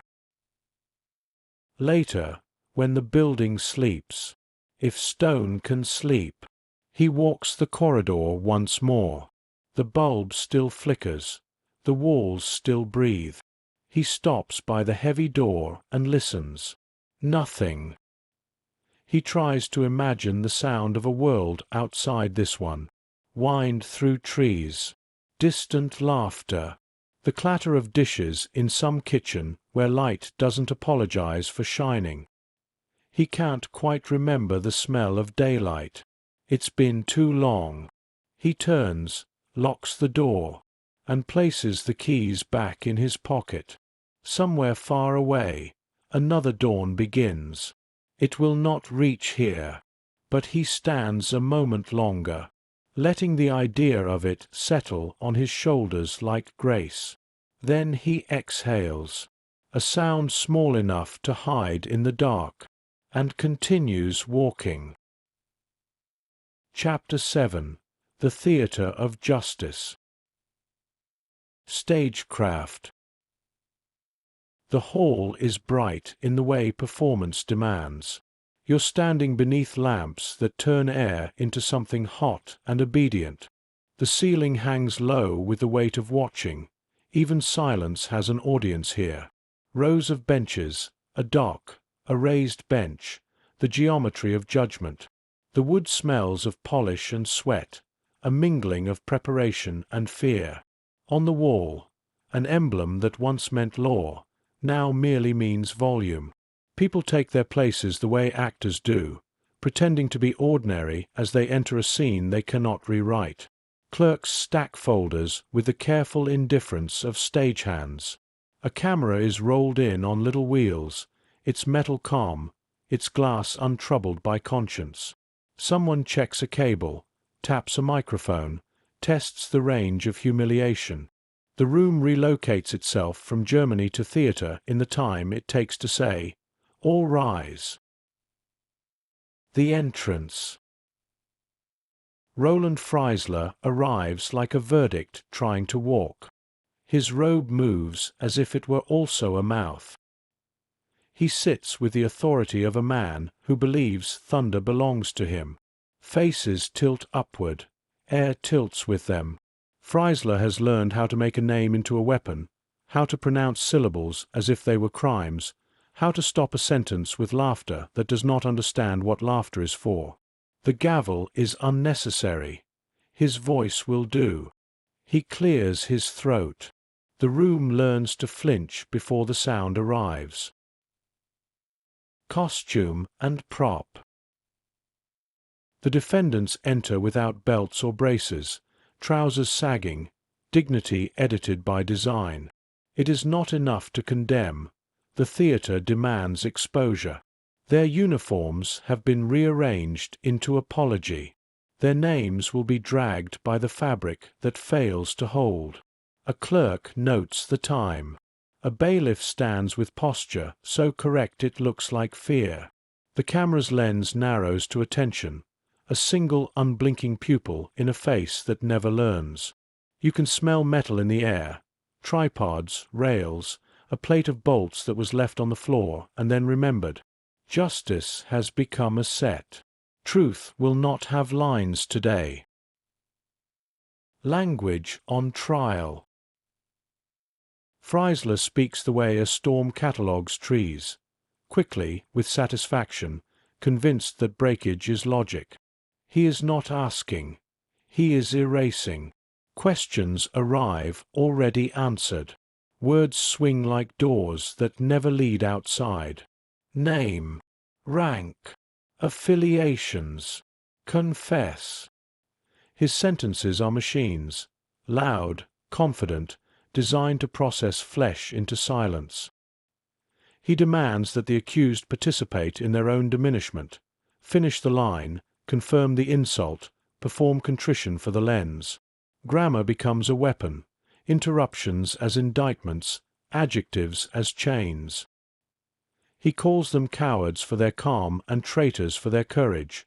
The contradiction pleases him because it is his. A stenographer's keys ripple like rain. Her face has the patience of stone. She records everything, including the absence of meaning. Faces. You look at the men, one by one, because the room does not. Ludwig Beck is not here. His ending chose another door. But others are. Witzleben, York, Hoepner, Labour in Time. Faces unsoftened by the costume of humiliation. There's a way the eyes remain themselves even when the rest of the body has been edited. Steady where steadiness matters. Refusing to plead in the dialect the judge demands. Hands hold the rail, knuckles pale, but not in petition, in anchorage. Sometimes a lip trembles and then corrects itself, not out of vanity, but to ensure that courage does not spill into panic. The camera appreciates this involuntarily. It was designed to love light and edges. It does not care what they signify. Years from now, people will watch and wince, hear the judge's voice like a torn sail, and study the stillness of the accused as if it were a map back to decency. Cross-examination as theatre. Freisler performs volume. He mistakes it for force. He flings documents the way a child flings stones, delighted by the splash, uninterested in the depth. What did you say? When did you meet? Who wrote this? Each demand a hammer. Each silence he calls guilt. When an answer arrives measured and sane, he interrupts. Reason is a foreign language he refuses to learn. He stages traps that require the defendant to invent cowardice in order to escape, not for mercy, but for spectacle. A word like Germany appears, and he tries to confiscate it. A word like conscience appears, and he sneers as if someone had used cutlery at the wrong place in the setting. Somewhere in the row behind, an officer coughs into his fist and memorizes the cough in case it is needed as proof of loyalty. Interlude in the lens. For a moment the camera catches something it was not asked to. A defendant glancing toward the window where light sifts in tiredly, dust turning in it like slow snow. Outside there is a leaf, the kind that trembles even when the day is still. It flutters, holds, flutters. The man looks at it as if it were a word he once knew. The shot keeps rolling because stopping would be an admission. A technician scratches his neck. Another adjusts a cable with careful fingers. Work continues because work was ordered. In the years ahead, that leaf, that small, indifferent movement, will make the footage unbearable to some and necessary to others. Proof that even here, something remained unowned. Witnesses and wire. Witnesses are brought in like props that can speak. Some have learned the lines the state prefers. Some speak truly and do not notice their words being fed into a grinder. A man mentions a conversation near a stairwell, the date uncertain, the tone certain, and the judge pounces on the uncertainty as if truth were a calendar. Another recalls a signature. Another a nod. Another the way a door was closed quietly where it might have been closed loud. Behavior becomes evidence. Composure, conspiracy. The court is a sieve calibrated to retain only what confirms itself. A wire crackles to the side where a microphone has been placed too close to a coat button. Sound scrapes the room in a brief metallic itch and then resolves. It is nothing. It is everything, the court announcing itself as a device, not a mind. The plea not entered. The judge demands repentance as punctuation. The accused decline to supply it. Not with drama, with a simplicity that does not perform.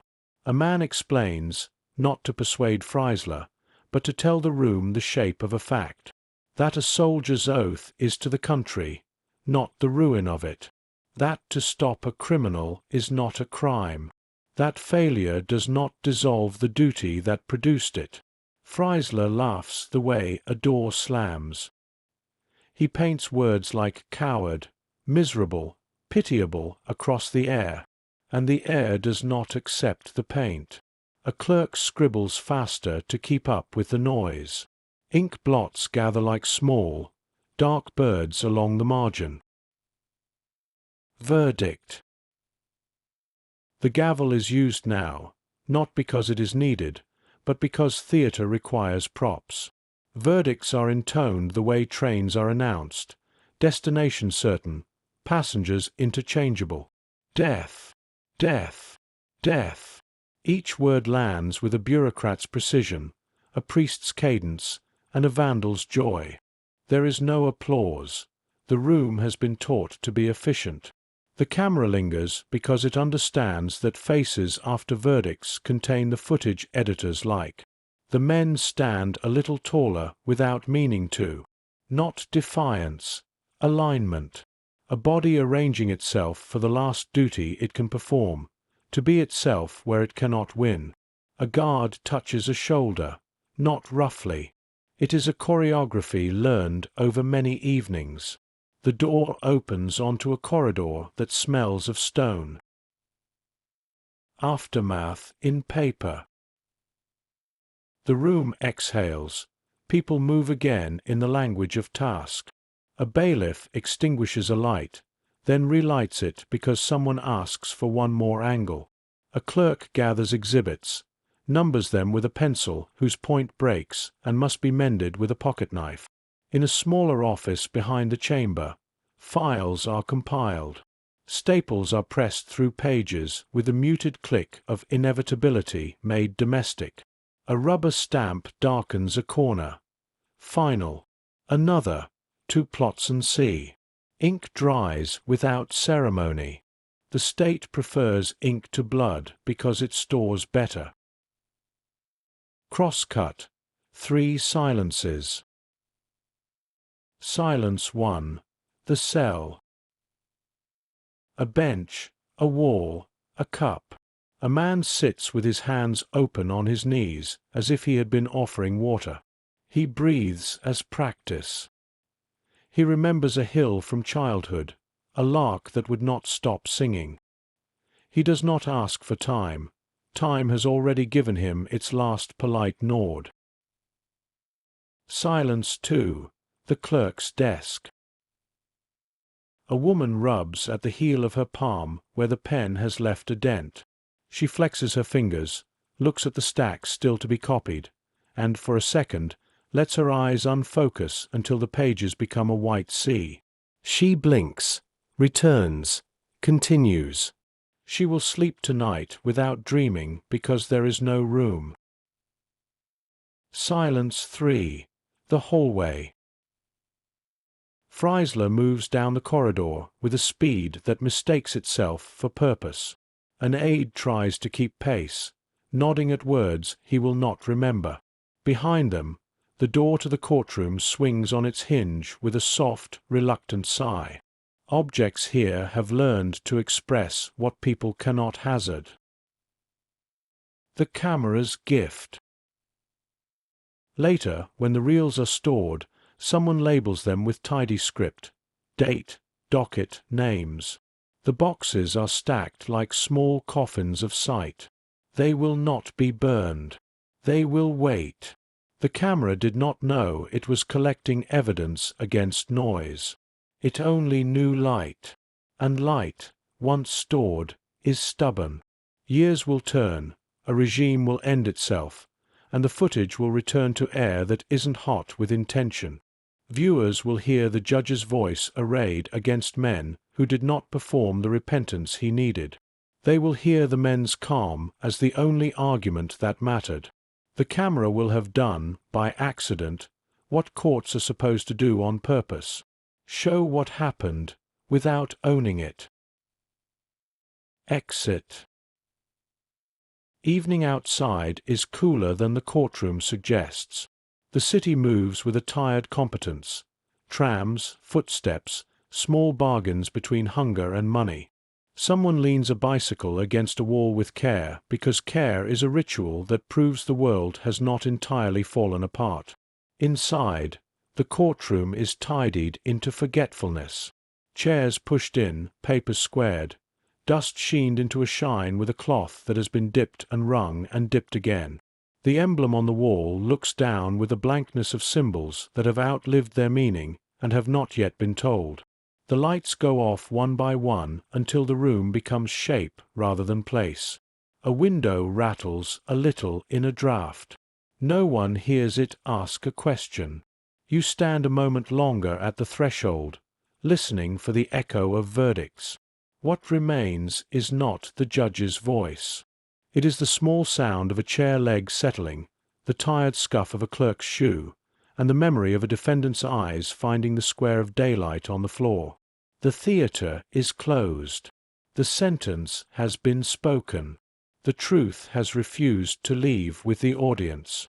And when night arrives, it brings with it a quiet image. Dust still turning in that thin beam by the window.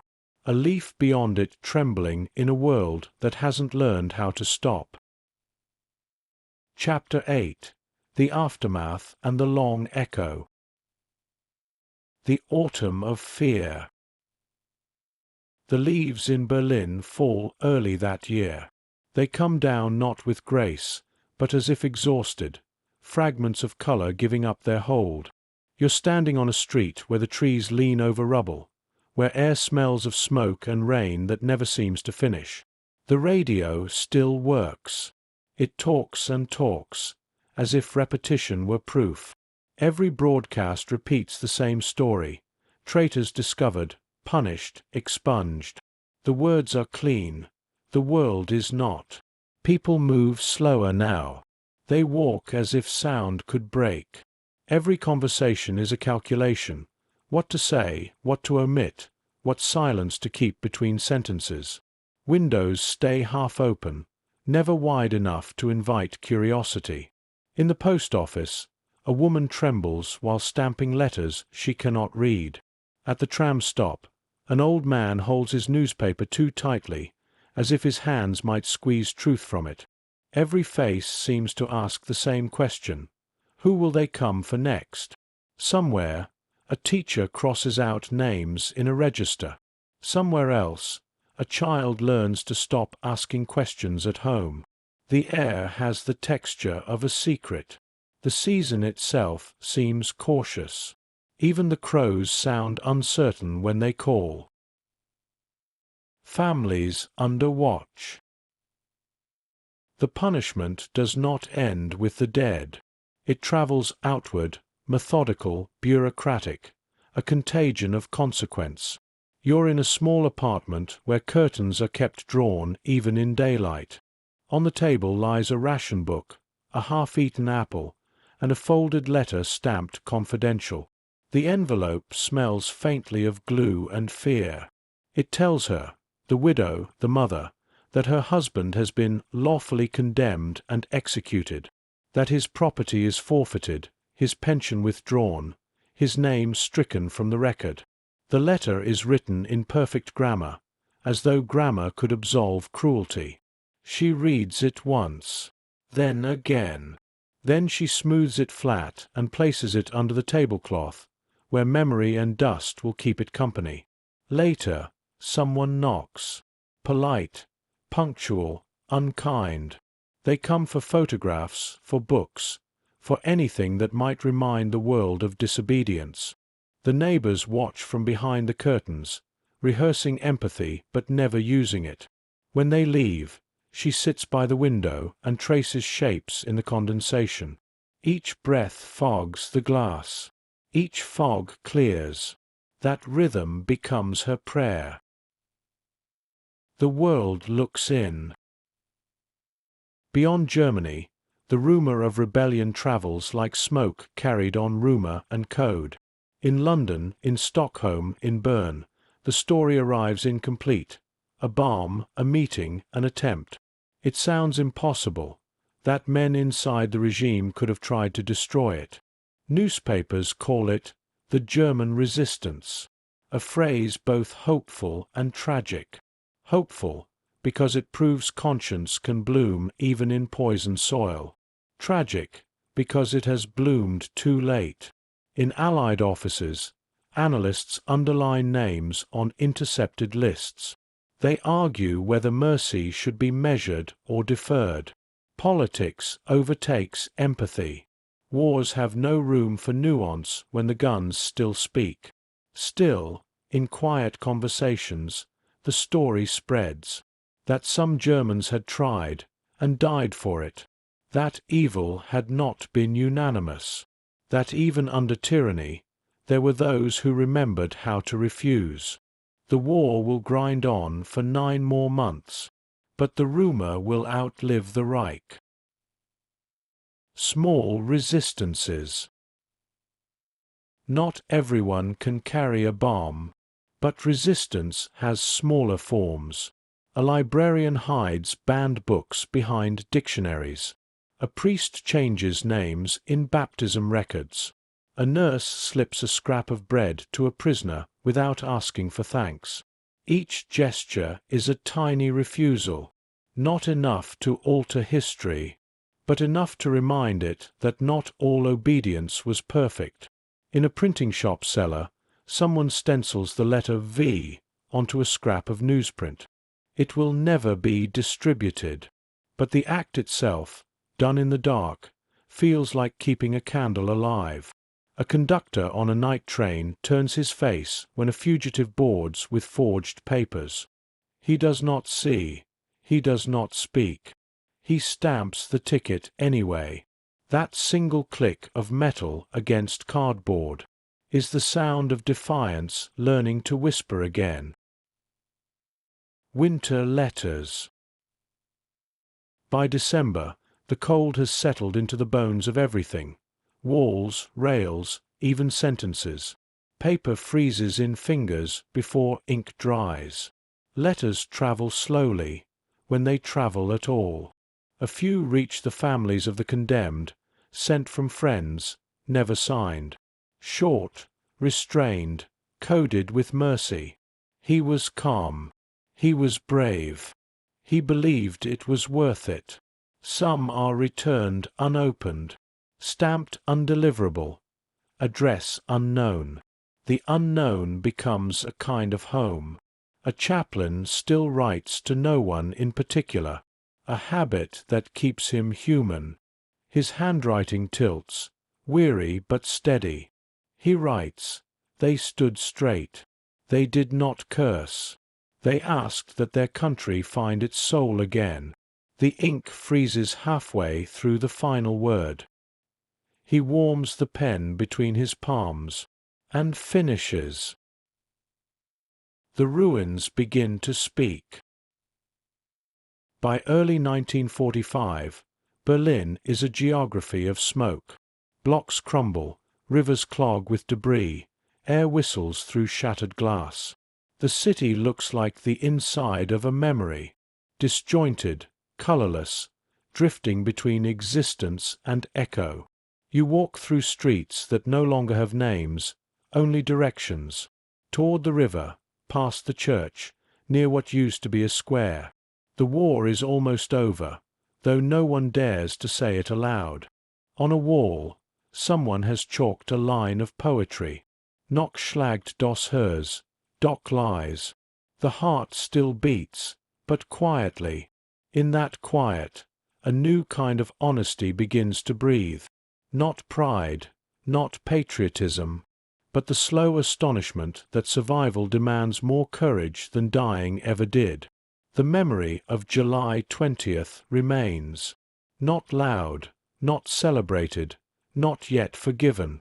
Just present. A rumor that refuses to die. Crosscut. 3 survivors. A widow in Berlin. She keeps her husband's fountain pen, though the nib is cracked. Sometimes she traces his signature on scrap paper, not to remember him, but to remind herself that handwriting can still be human. A young officer on the front. He hears of the plot in fragments, a rumor carried by cold wind between trenches. He does not say aloud that he wishes it had succeeded. He writes it once in his journal and then tears out the page. Even private thought feels dangerous now. A clerk in the ministry. She files away reports marked high treason. Every few pages, she hides one behind another file. A small disruption that no one will notice, but that lets her believe she is adding dust to the gears.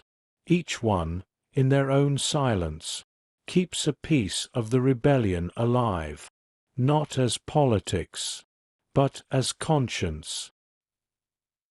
The fading year. New Year's Eve, 1944. The sky over Berlin trembles with distant fire. Allied flares to the west, artillery to the east. The sound feels like history arguing with itself. People gather in basements, lighting small candles against drafts, pretending they are celebrating something other than endurance. Someone counts down seconds to midnight. Someone else corrects them. Midnight passed 5 minutes ago, but no one noticed. A woman whispers a prayer not for victory, but for forgiveness. A soldier hums a lullaby because it is the only song left in his memory. In a shattered apartment, a child writes with a blunt pencil, "Please, no more sirens." The year dies quietly. It has learned how to. Chapter 9. What Remains. After the fall. The war ends not with a cheer, but with exhaustion. You're standing amid the ruins of Berlin in spring, 1945. The air smells of lime dust and wet brick. Smoke rises from places that have forgotten why they burned. The streets are corridors of debris and disbelief. Children wander barefoot through the rubble, searching for metal, bread, or memory. Men move like ghosts, carrying furniture from houses that no longer have walls. The city is both graveyard and beginning, a skeleton learning to stand again. The regime collapses in its own echo. The voice that once commanded nations ends in a bunker's silence. The radios go quiet, then confused, then foreign, and for the first time in 12 years, the air belongs to no one. But freedom, when it comes, feels unfamiliar. Too light, too quiet. People look around, expecting orders that no longer arrive.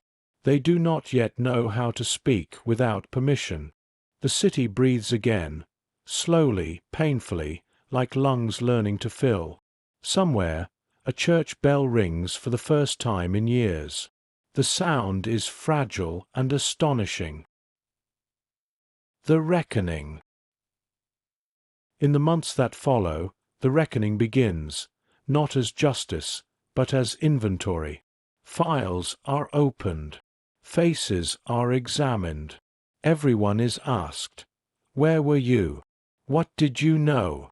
Everyone answers differently, and most answers rhyme with survival. Courts convene under new flags. The uniforms change. The questions do not.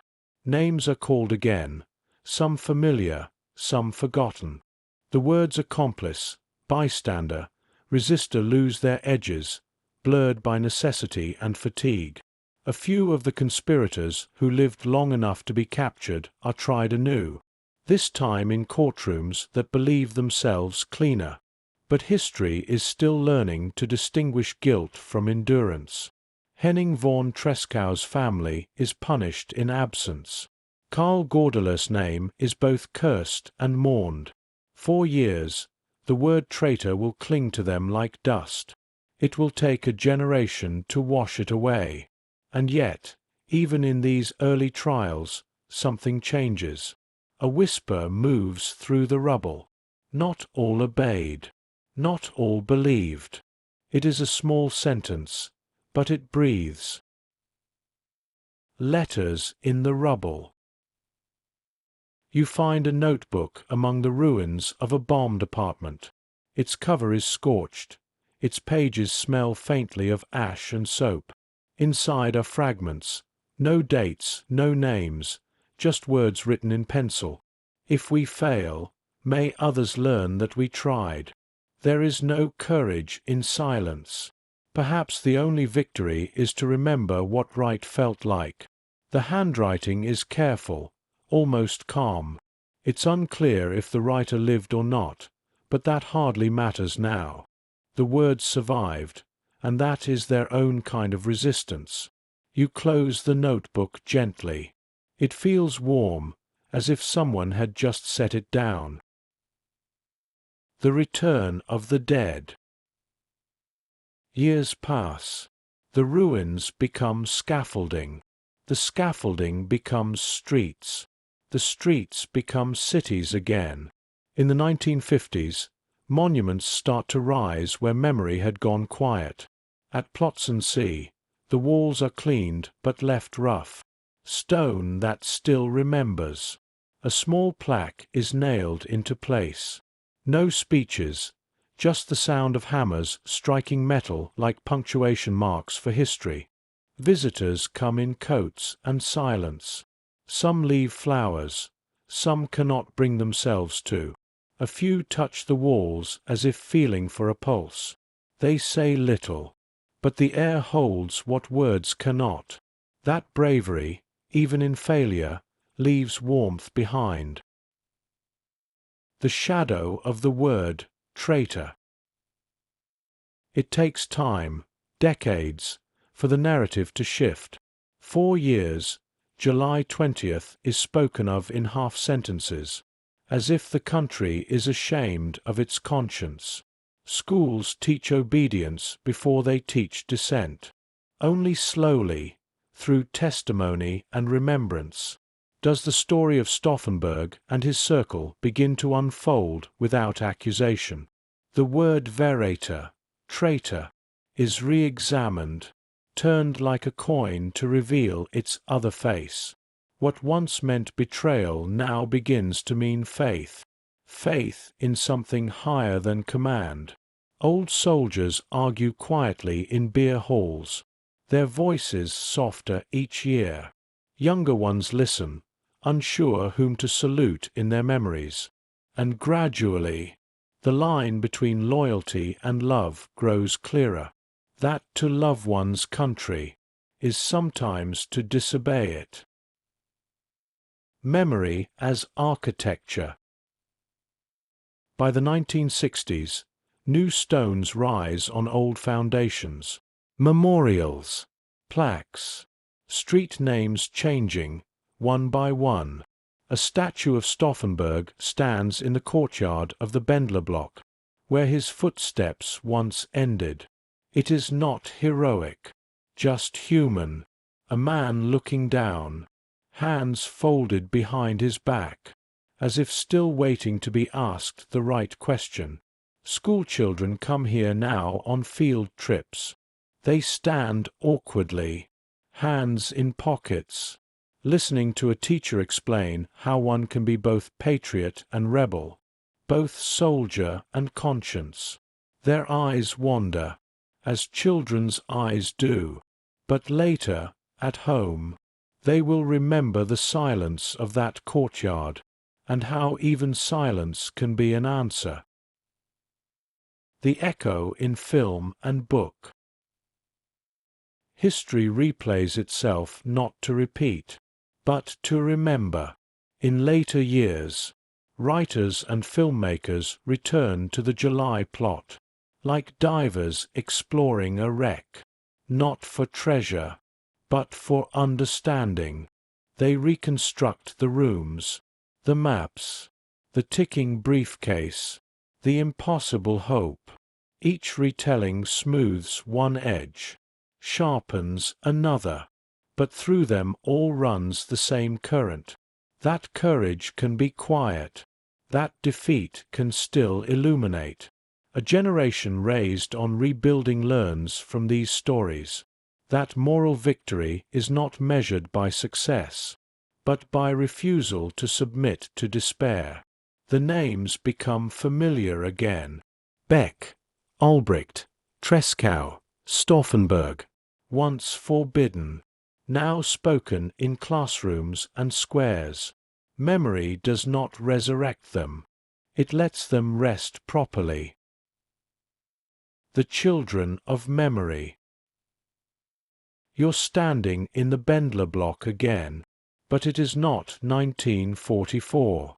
It is decades later. The air smells of rain on stone. A boy traces the outline of a plaque with his finger. His father stands beside him, quiet, unsure how to translate reverence into explanation. The boy asks, "Were they heroes?" The man hesitates, then says softly, "They were people who remembered what was right, when it was dangerous to." The boy nods as if that's enough, and maybe it is. Elsewhere, a woman places a small bouquet beneath the statue. The flowers are ordinary, wild, local, unpretentious. They stand for every word never said, for every thought that survived interrogation, for every pulse that refused to align. The courtyard holds them all: light, rain, and remembrance. Crosscut, fragments of the present. A teacher in Stuttgart reads aloud a letter from Treschow to his wife. The classroom is still. For a moment, the past and present share the same air.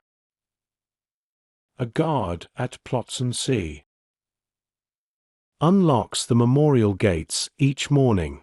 He nods to the wall. Not superstition, just respect. A historian in Munich writes by lamplight, cataloguing the names of those who signed the July oath. She pauses after each one, whispering it under her breath, as if summoning them home.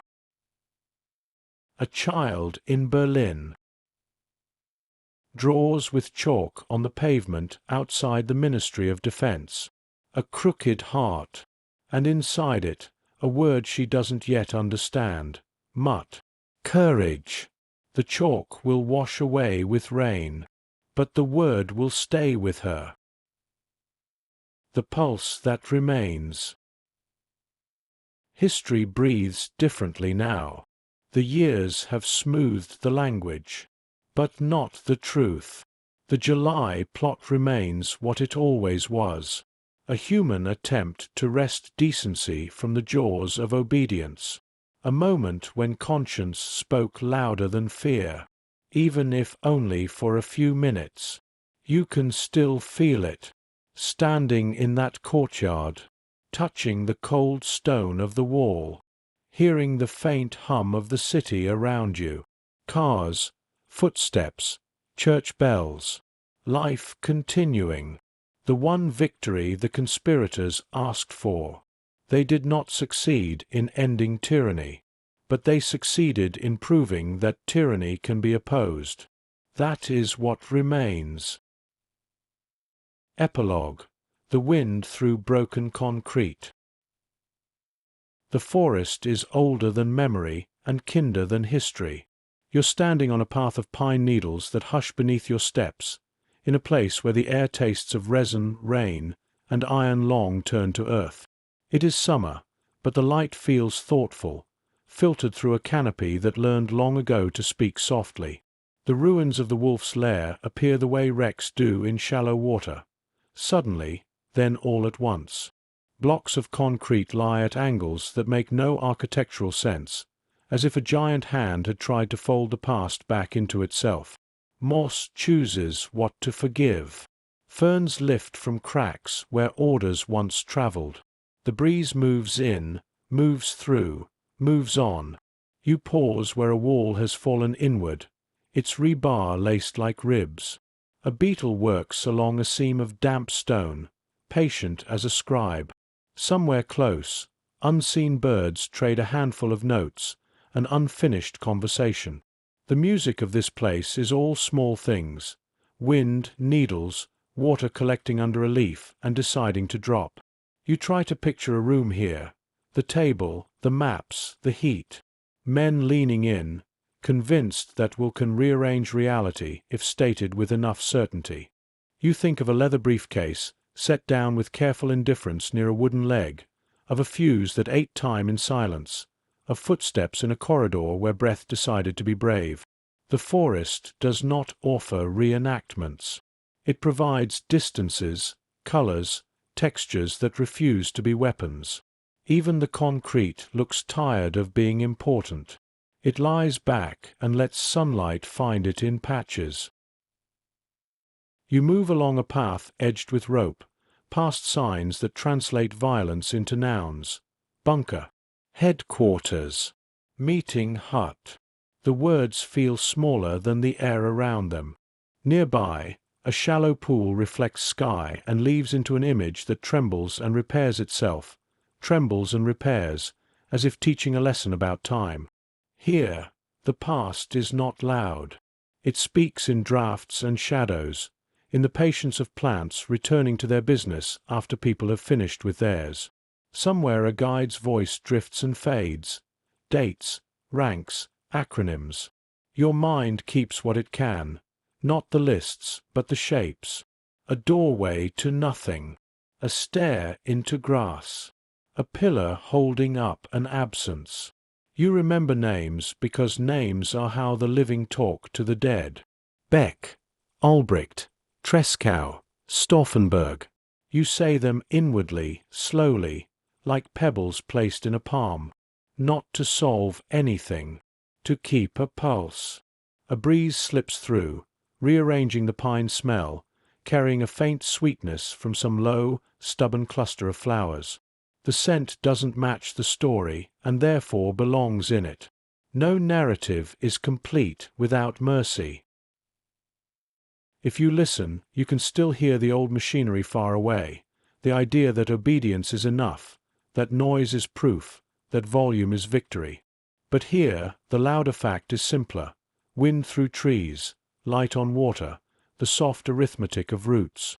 You think about the men who tried to turn a nation by the hinge of a single day, about the ones who signed papers like lanterns and discovered that lanterns can be blown out by a stupid gust, about a chaplain who learned to count pauses, about a doctor who washed his hands for memory, about a guard who kept a pencil prayer until the letters wore away.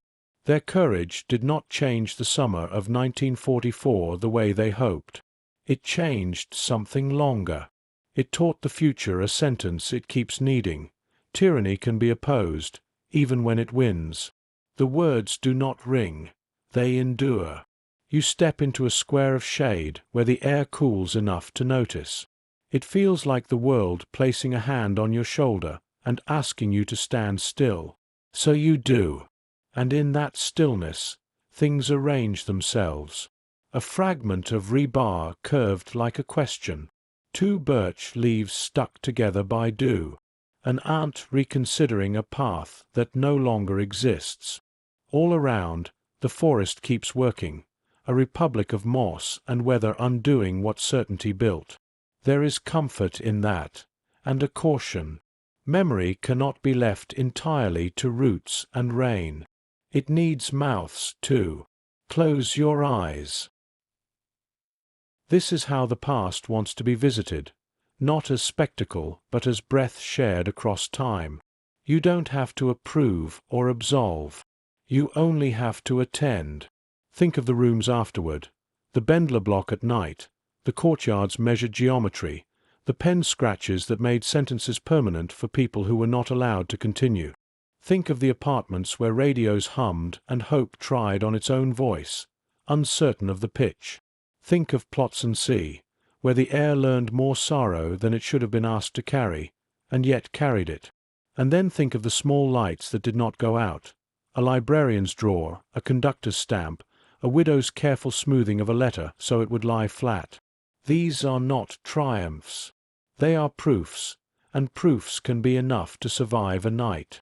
When you open your eyes, the same ruin is in front of you, but it looks less like an argument and more like a sentence that found its period.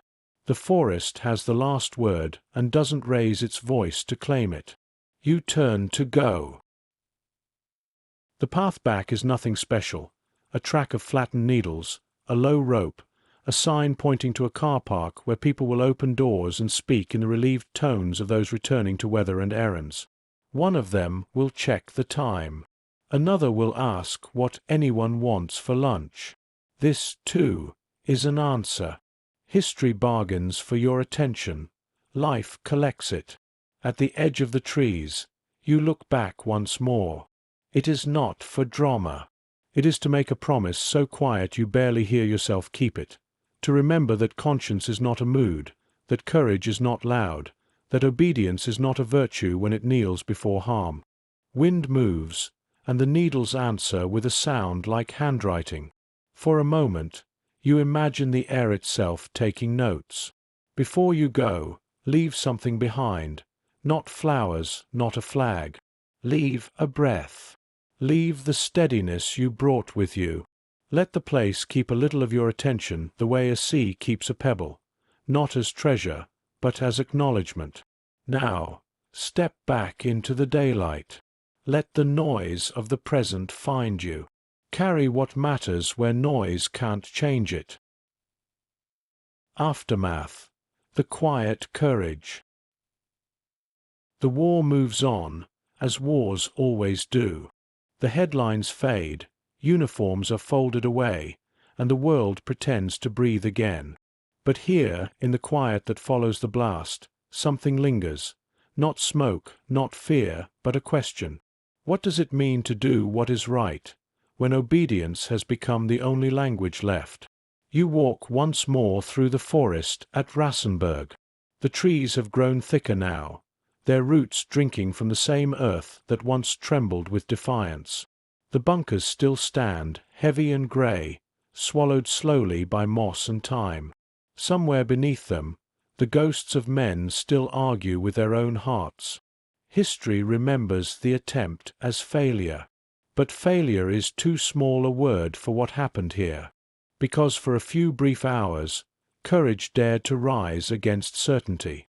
For a moment, the machinery of terror hesitated, and in that hesitation, in that trembling breath between life and death, humanity showed its face again. You imagine the conspirators waiting in Berlin, watching the clock tick toward a future that would never come. They had rehearsed a Germany without fear, a morning where the flags would mean something clean again. Instead, they found themselves betrayed by survival itself. The Führer lived, and so hope was declared treason. One by one, the arrests came. The same offices where plans were whispered now echoed with boots and questions. In dim cells, men who once wore medals wrote their final letters, to wives, to children, to God. They did not ask for forgiveness, only for remembrance. The war would continue for 9 more months, claiming millions more lives. But somewhere inside that endless storm, something had shifted. The illusion of invincibility was cracked, and through that crack, light entered, faint but undeniable. You stand in that light now, listening to the forest breathe. The wind moves gently through the pines, the same wind that once carried the sound of an explosion meant to change the world. Perhaps it did, in ways no victory ever could, because it reminded us that even inside darkness, there were those who refused to surrender their soul. History will always debate motives, duty, pride, desperation. But in the end, it is the human heart that endures beyond analysis. A single man, carrying a briefcase into a room of power, with nothing but conviction in his hands. That, too, is a kind of heroism. The wolf's lair is silent now. Tourists walk where soldiers once stood guard, their footsteps soft against the moss. The air smells of pine and rain again, and somewhere, perhaps, the echo of that briefcase still lingers, a pulse beneath the soil, a whisper in the leaves. You close your eyes. For a moment you hear them, not as villains or martyrs, but as men who could no longer bear the weight of obedience. They failed to kill a tyrant, but they proved that conscience still had a voice. So remember them, not for the explosion, but for the silence that followed it, for the courage to act, even when the world stood against them, for the truth that morality does not always win, but it must always be tried. Thank you for listening, and if these quiet echoes of history move you, stay with us, so that together we may keep alive the stories of those who dared to dream of a different ending. You've been part of Echoes of War, where remembrance is resistance, and the past is never truly gone.